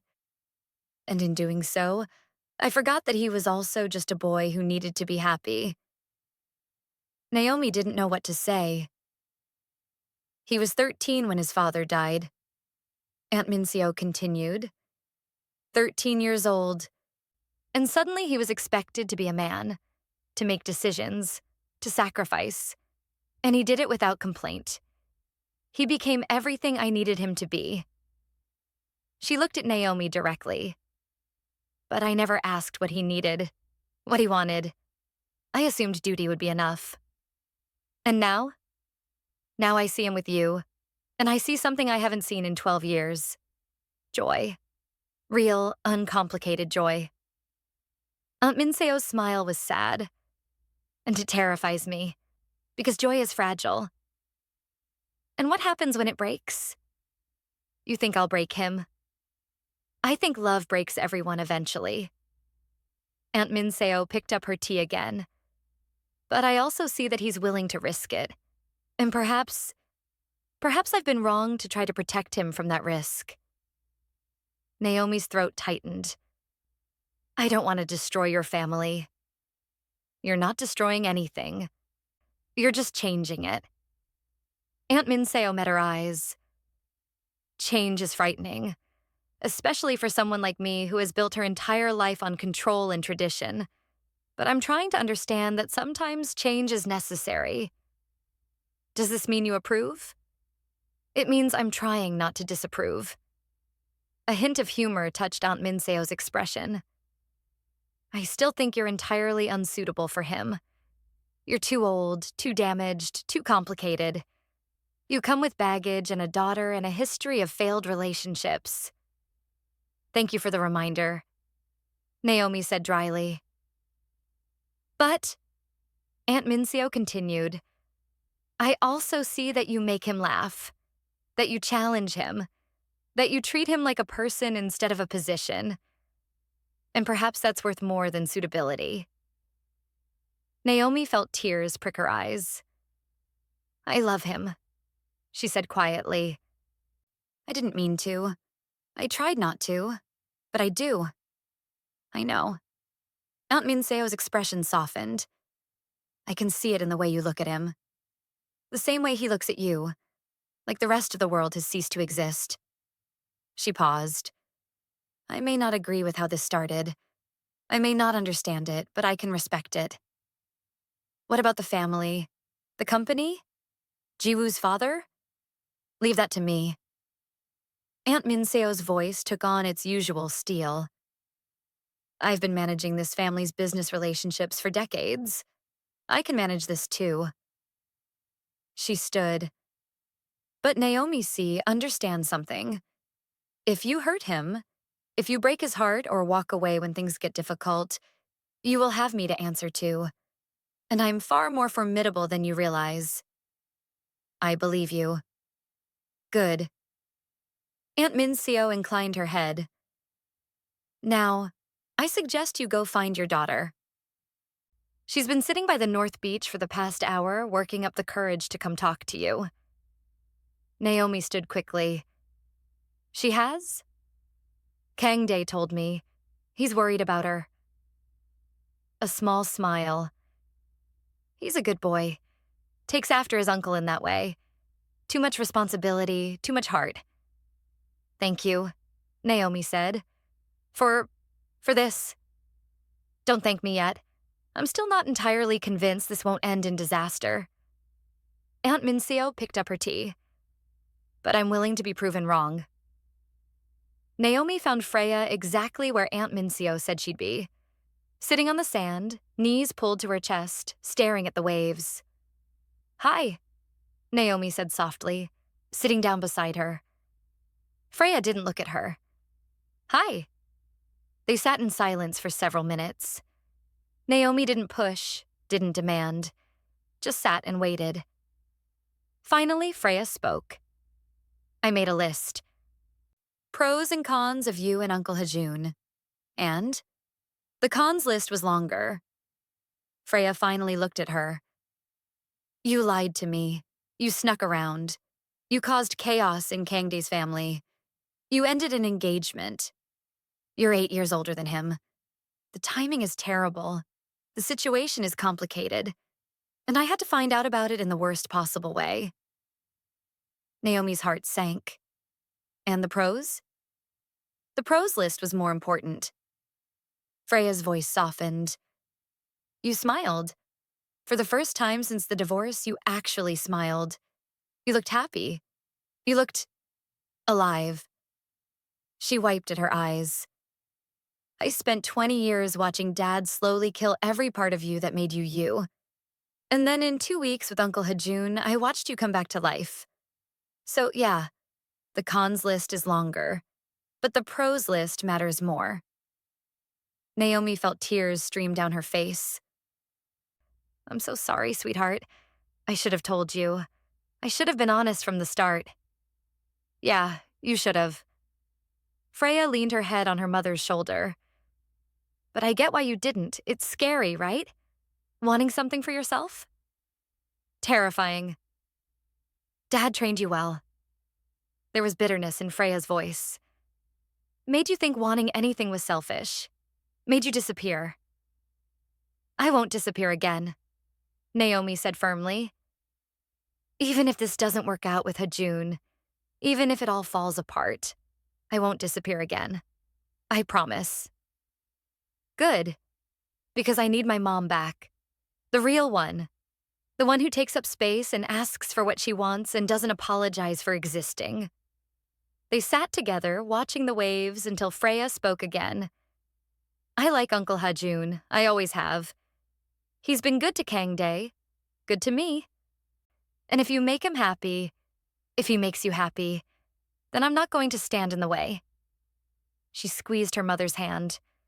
"But Mom, please don't lie to me again. Even when it's hard. Even when you're scared. I'd rather deal with complicated truth than easy lies." "I won't. I promise." "Okay." Freya stood, brushing sand off her legs.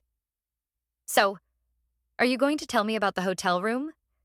Because Kang Dae told me there's some story about you thinking Uncle Hajun was an escort, and I need to hear this immediately."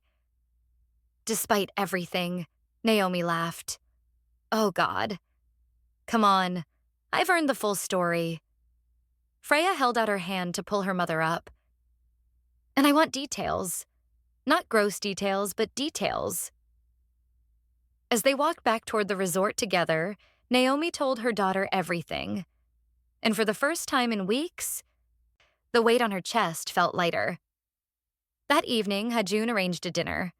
Not at a restaurant or on the beach, but in his villa. Just 6 people. Hajun, Naomi, Freya, Kang Dae, Aunt Minseo, and Uncle Daejung. Are you sure about this? Naomi asked as they got ready. It feels like tempting fate. My aunt gave her grudging approval. Freya has forgiven you. Kang Dae is supportive. It's time we all sat down together and acknowledged what's happening. He pulled her close. No more hiding. No more secrets. I'm nervous. So am I. He kissed her softly. But we do this together. The dinner started awkwardly. Everyone knew why they were there, but no one quite knew how to begin.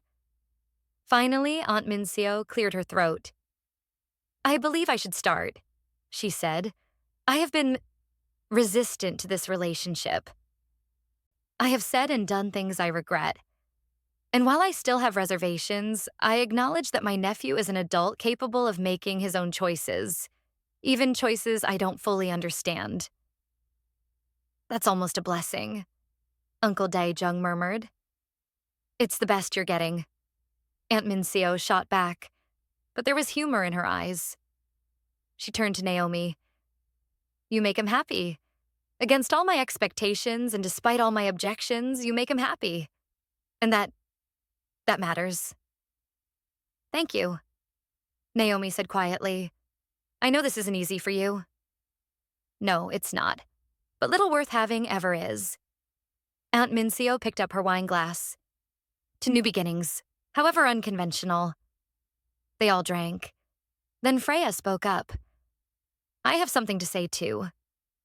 She looked at her mother. Mom, I'm sorry it took me so long to come around. I was scared that you'd get hurt again. That this would be another situation where you gave everything and got nothing back. But I see how Uncle Hajun looks at you. And I see how you look at him. And it's real. So yeah, this is weird and complicated and probably going to cause more drama. But I support you. Both of you. Kang Dae raised his glass. I'll second that. Uncle, you've spent your whole life taking care of me. Taking care of everyone. It's about time someone took care of you. Hajun's eyes were suspiciously bright. Thank you. All of you. He took Naomi's hand on top of the table. No more hiding. I know this hasn't been easy. I know we've caused disruption and stress. But I want you all to know that this... He looked at Naomi. This is the most important thing in my life. And I'm not giving it up. We're not asking you to, Aunt Minseo said. We're just asking you to be careful. Both of you. Hearts are fragile things.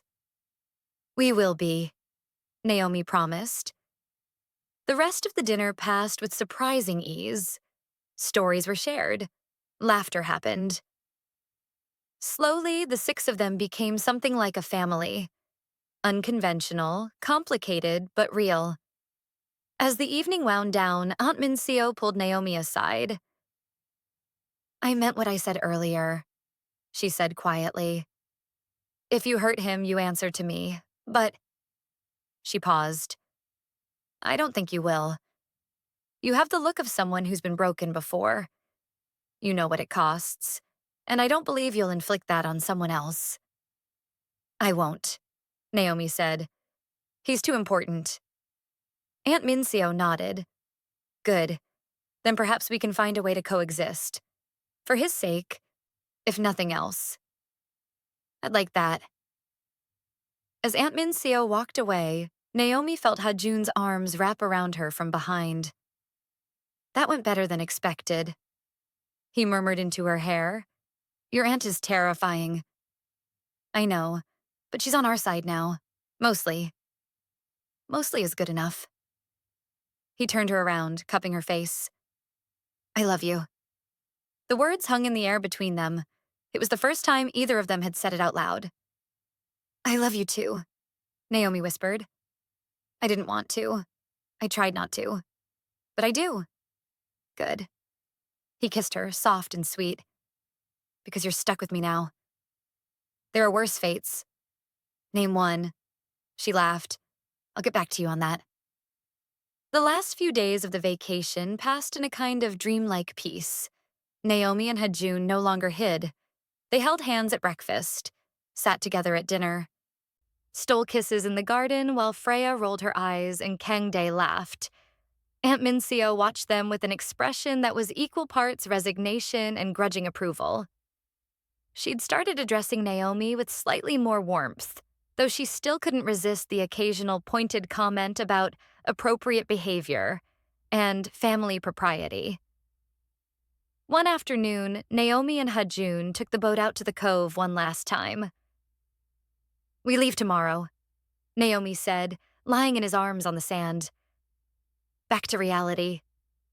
Reality doesn't have to be bad, Hajun said. We'll figure it out. You say that a lot. We'll figure it out. Because we will. He kissed the top of her head. You live in the States. I live in Seoul. There's an ocean between us, but we'll figure it out. What if it's too hard?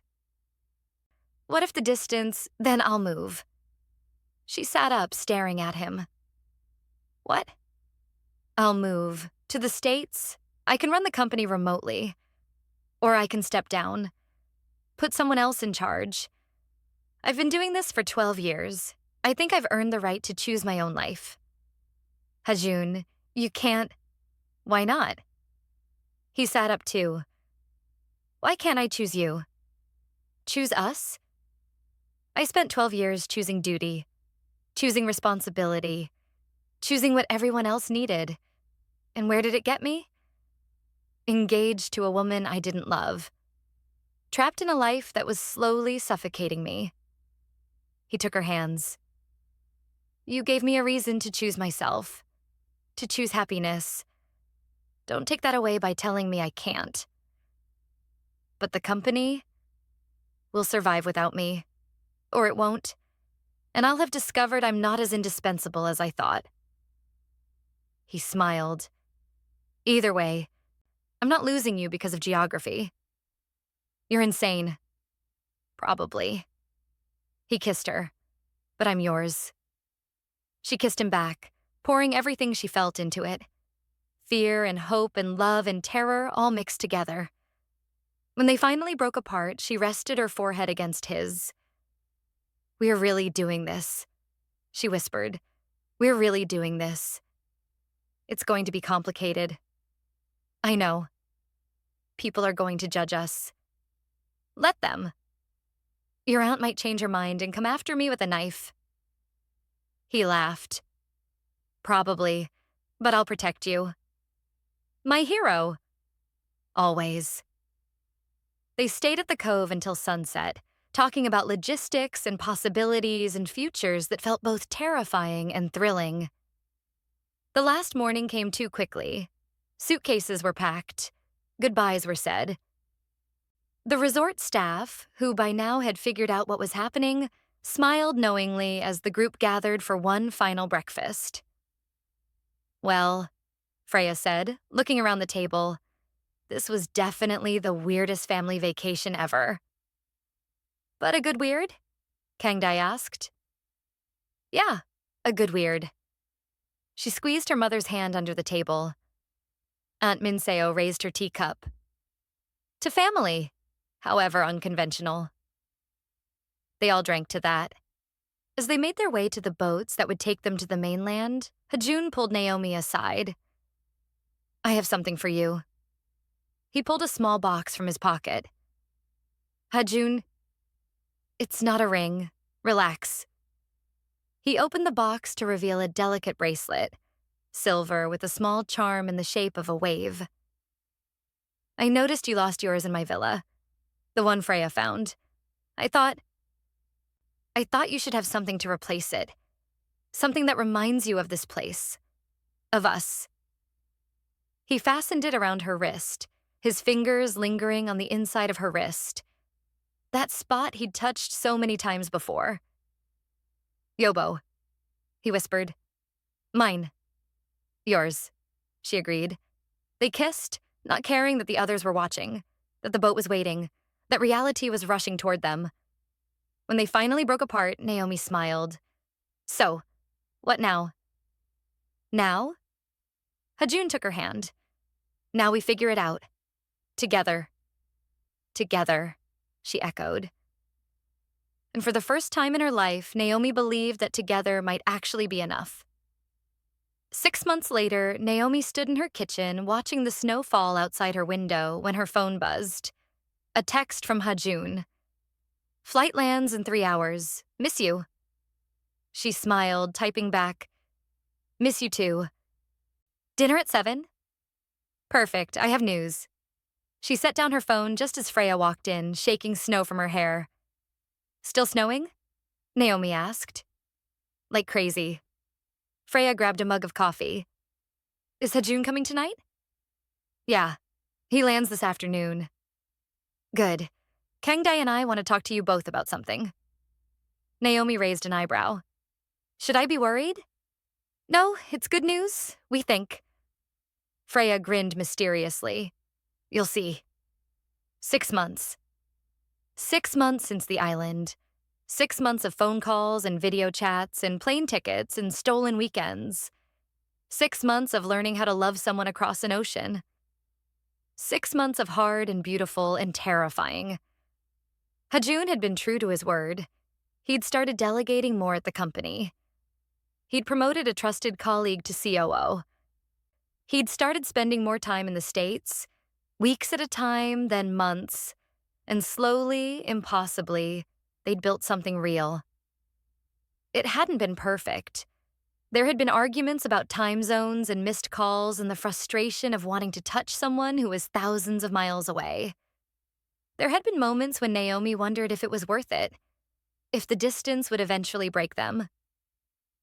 But then, Hajun would show up at her door with flowers and that smile that made her forget why she'd been worried. Or she'd wake up to a text that said nothing but, Yobo, and she'd remember. This was worth it. He was worth it. They were worth it. By the time 6:30 rolled around, Naomi was a bundle of nerves. She'd cooked his favorite meal, or at least her American approximation of it. She'd changed outfits 3 times. She'd checked her phone obsessively for updates. When the doorbell finally rang, she practically ran to answer it. Hajun stood on her doorstep, snowflakes in his hair, a suitcase at his feet, and that smile on his face. Hi, he said. Hi. Then she was in his arms, and he was kissing her, and the world narrowed down to just this.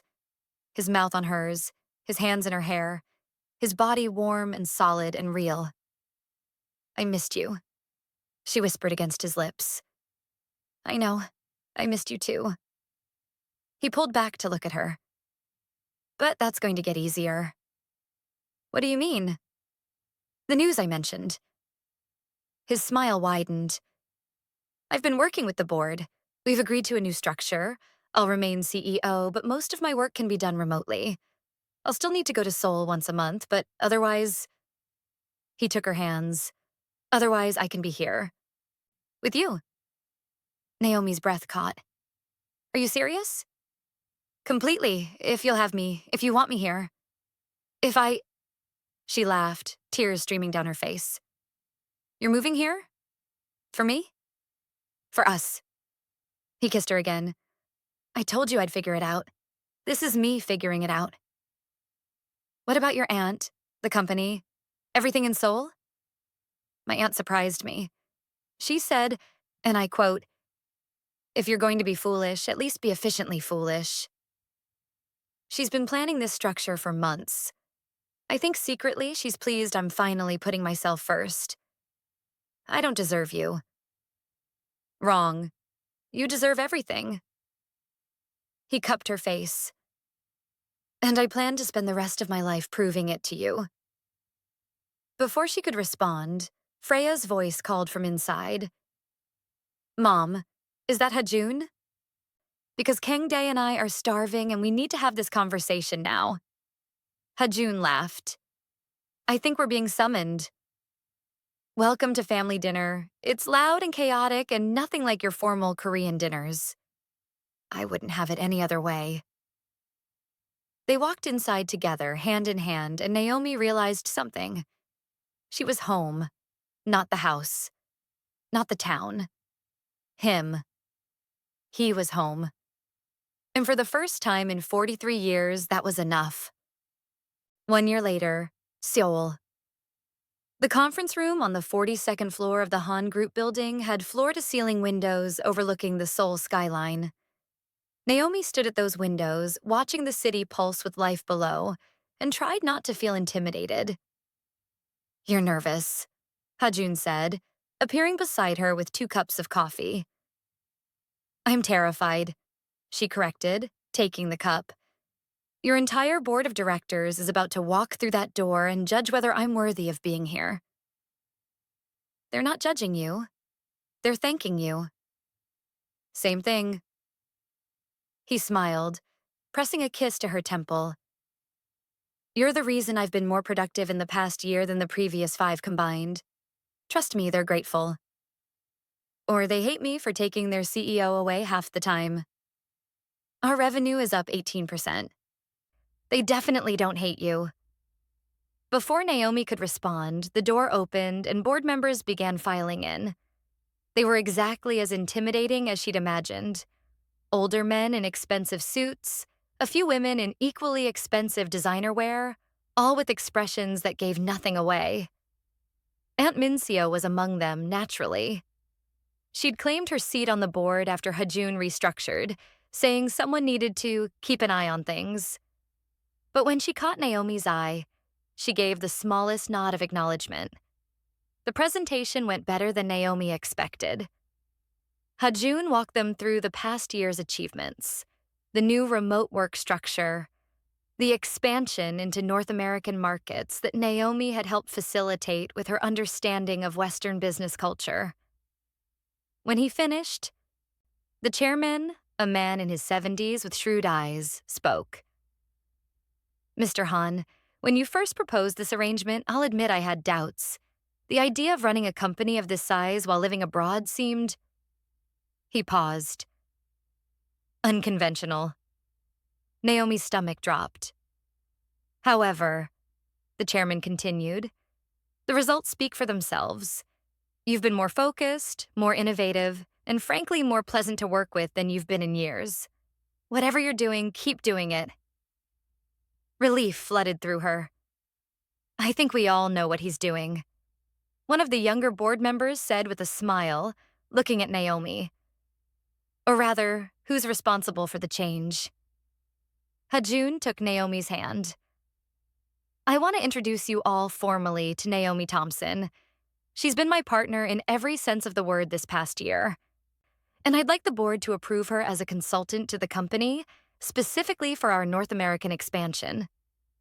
Naomi's head snapped toward him. What? You have an MBA you've never used. You have 20 years of experience managing a household budget that would put most CFOs to shame. And you understand both American and Korean culture now.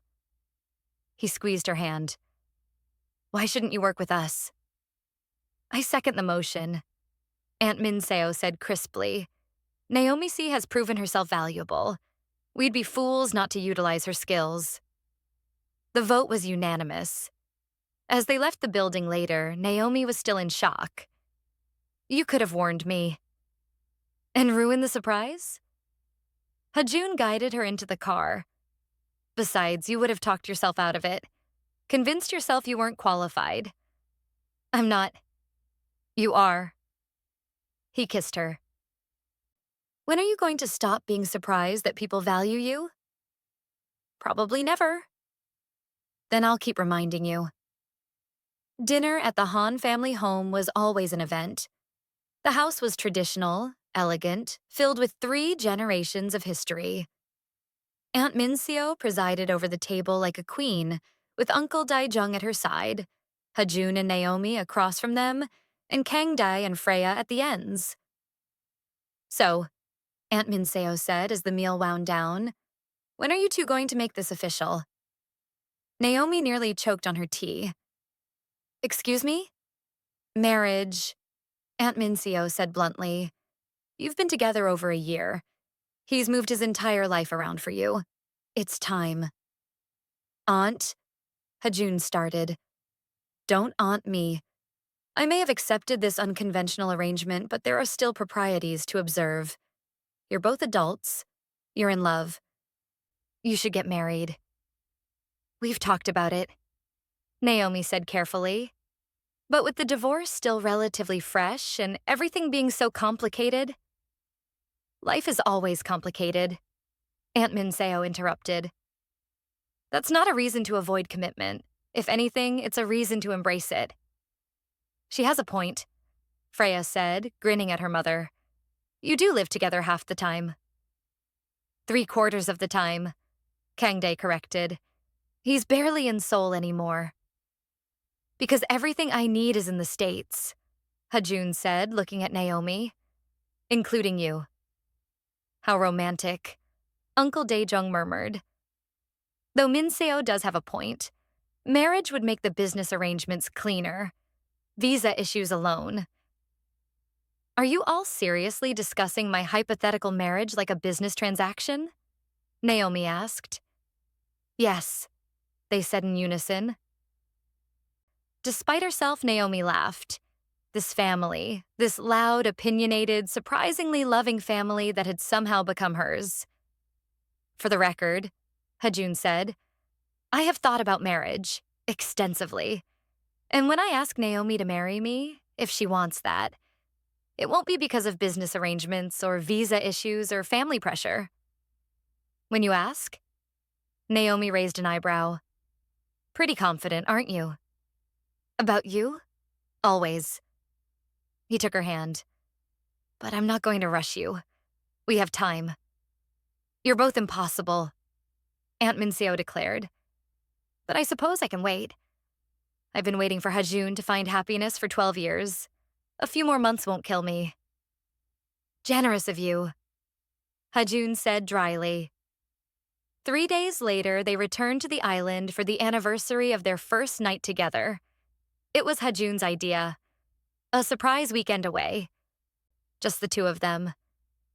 They took the same boat to the same cove, spread a blanket on the same sand. "A year ago," Naomi said, lying in his arms as the sun set, "I thought my life was over. Thought I'd spend the rest of it alone, trying to figure out who I was after the divorce. And now? Now I know exactly who I am." She turned to look at him.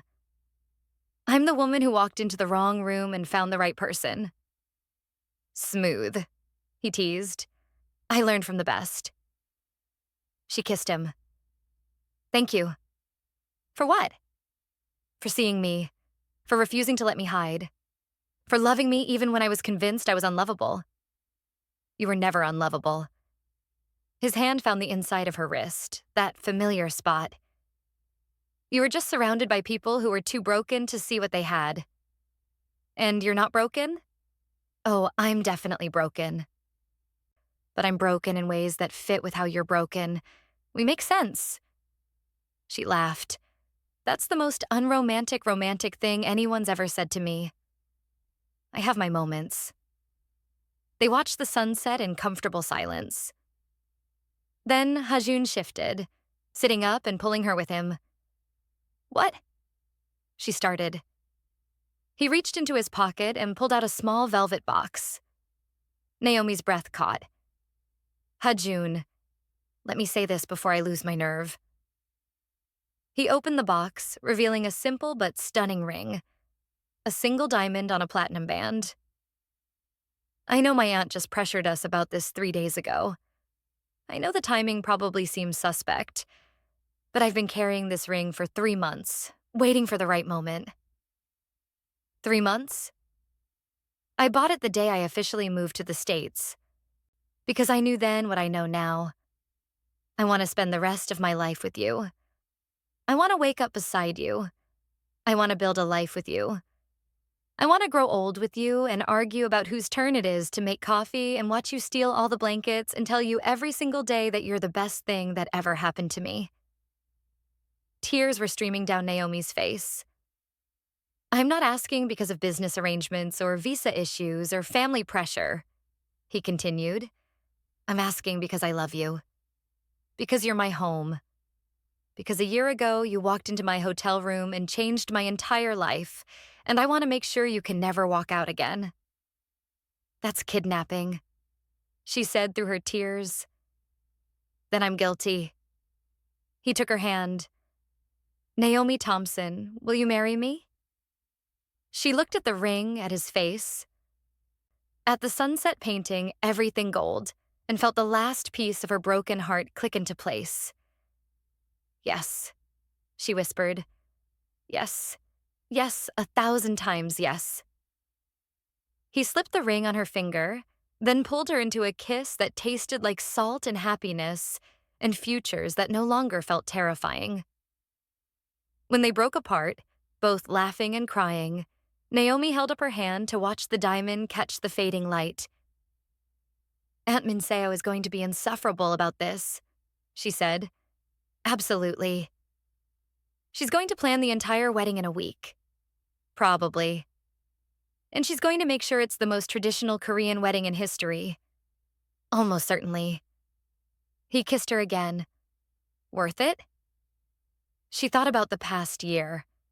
The fights and the makeups, the distance and the reunions, the fear and the courage, the breaking and the healing. She thought about room 1147 and the cove and midnight meetings and stolen moments.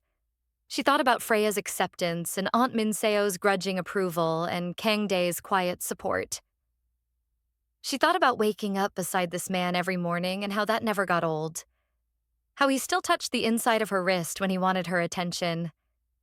How he still whispered Yobo against her skin in the dark. How he still looked at her like she was the only person in the world that mattered. Worth it, she agreed. All of it. Every terrifying, complicated, beautiful moment. Good. He stood, pulling her up with him. Because we have a wedding to plan. And knowing my aunt, she's already started. She doesn't even know yet. Trust me, she knows. He grinned. She always knows. 6 months later, Aunt Minseo had indeed known.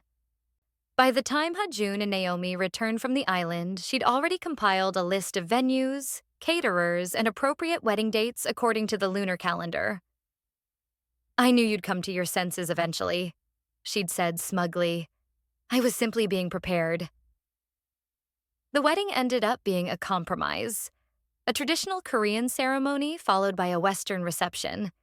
They held it at a beautiful venue outside Seoul that somehow managed to honor both cultures.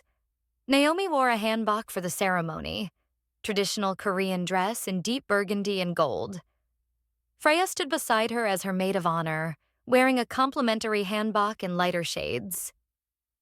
You look beautiful, Mom, Freya whispered as they prepared to enter. I'm terrified, Naomi admitted. That's how you know it's real. Freya squeezed her hand. Dad never scared you. Not like this. Because you never had anything real to lose. But Hajun? He scares you because losing him would actually hurt. When did you get so wise? I learned from the best. Freya kissed her cheek. Now come on. Your husband is waiting. The ceremony was beautiful. Traditional bows and ceremonial drinks and promises made in Korean and English. Aunt Minseo cried. Actually cried. Which no one had ever seen before. Uncle Dae Jung looked proud. Kang Dae beamed at his uncle like his parents would have if they'd been there to see it. But the best moment came during the reception, when they'd changed into Western wear and were dancing their first dance. Any regrets? Hajun asked, holding her close as they swayed to music. Just one, Naomi said. He pulled back, concerned. What? That I didn't walk into the wrong room sooner. She smiled. Think of all the time we wasted. We had to get to this point first. You had to learn who you were without your marriage. I had to learn who I was without the weight of everyone's expectations. He kissed her forehead. We met exactly when we were supposed to. Even if I did leave cash on your nightstand? Even then. He grinned. Though I'm keeping that money. Framed. A reminder that the best things in life come from the most unexpected mistakes. I'm not sure being called a mistake is the compliment you think it is. You're not a mistake. Walking into room 1147 wasn't a mistake. The only mistake would have been walking away and never coming back. Good thing I'm stubborn. Good thing I'm persistent. They kissed, and around them the reception continued. Two families blending, two cultures merging. Two broken people proving that sometimes the wrong room leads to exactly the right place. 2 years later, the hotel in Seoul was different from the one where they'd first met, but Hajun had arranged for them to stay in room 1147. They don't actually have a room 1147, Naomi said as he led her down the hallway. They do now. I had them rename it. He opened the door with a flourish. Welcome home. The room was nothing like that first night. This one was a suite, beautifully appointed with a view of the city lights. But there were touches that echoed that first meeting. A bottle of whiskey on the bar cart, the same kind of blanket on the bed, even the same subtle scent in the air.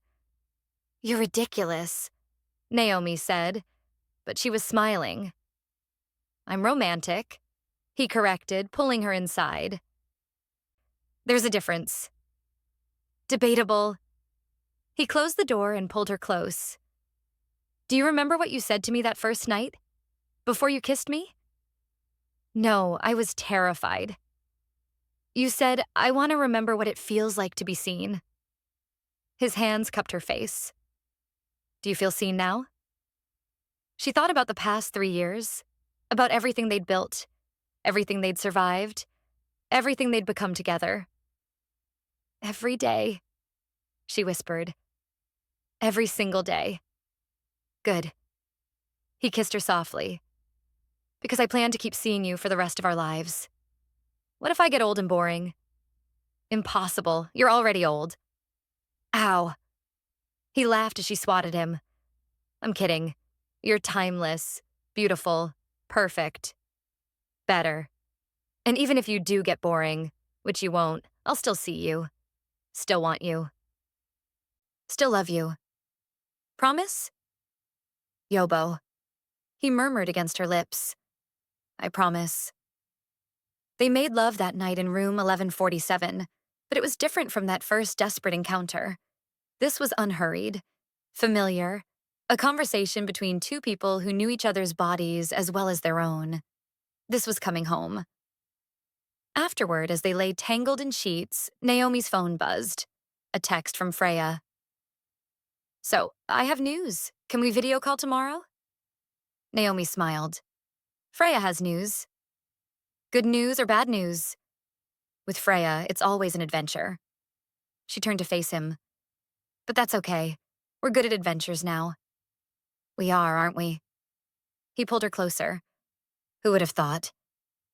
The woman who walked into the wrong room and the man who was too broken to fix himself. And now? Now we're the woman who knows exactly where she belongs and the man who finally found home. That's sappy. I don't care. He kissed her. I get to be sappy. I'm married to you. Unfortunately for you, you're stuck with me now. Unfortunately? He raised an eyebrow.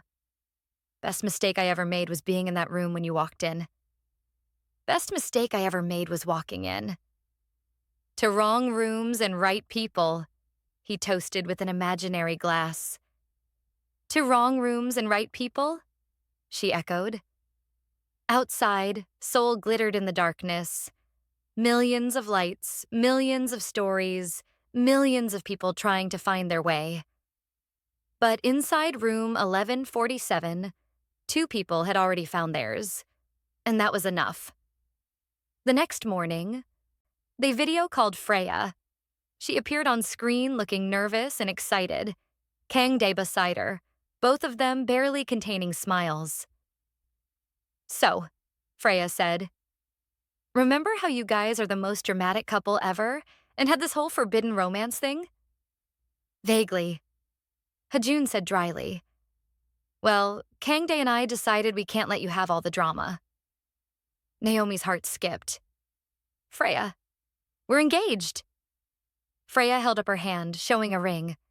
"He proposed last night." Naomi burst into tears. Happy tears, proud tears, overwhelmed tears. "Congratulations," Hajun said, grinning. "Kang-dae, you finally did it." "I've been planning it for months," Kang-dae admitted, "but I wanted to make sure I did it right." "And he did," Freya said, beaming at him. "It was perfect." "I'm so happy for you, sweetheart," Naomi managed through her tears.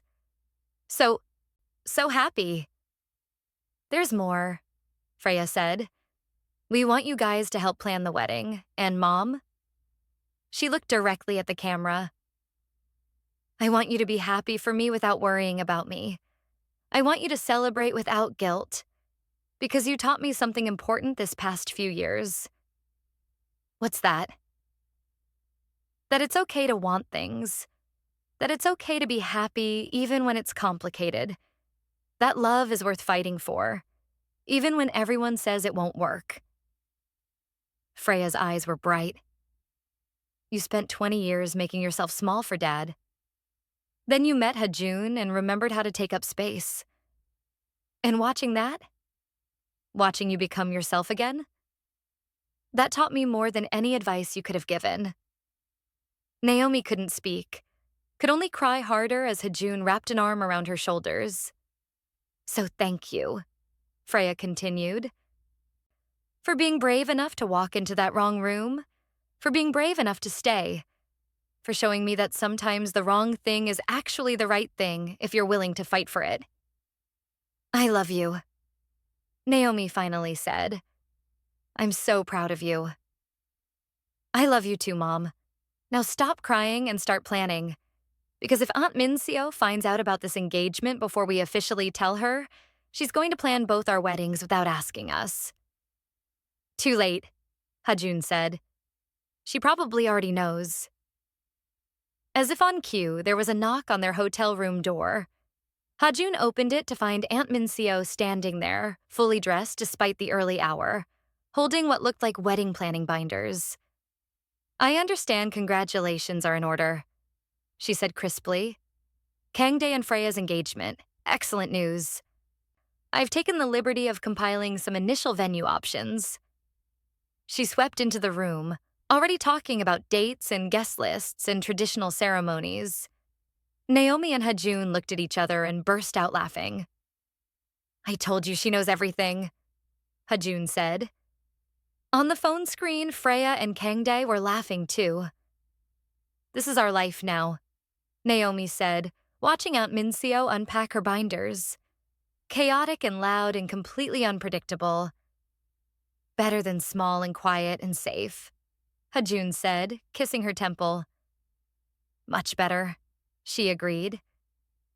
And as Aunt Mincio began her presentation on appropriate wedding venues, as Freya and Kang-dae chimed in with their own ideas from the phone, as Uncle Dae-jung appeared in the doorway with coffee for everyone, Naomi realized something. This was family. Messy and complicated and sometimes overwhelming, but family nonetheless. 3 years ago, she'd walked into the wrong room and found a stranger. Now she had a husband, a blended family, a daughter getting married, and a future so bright it sometimes scared her. But she wasn't running from the fear anymore. She was running toward the joy, and that made all the difference.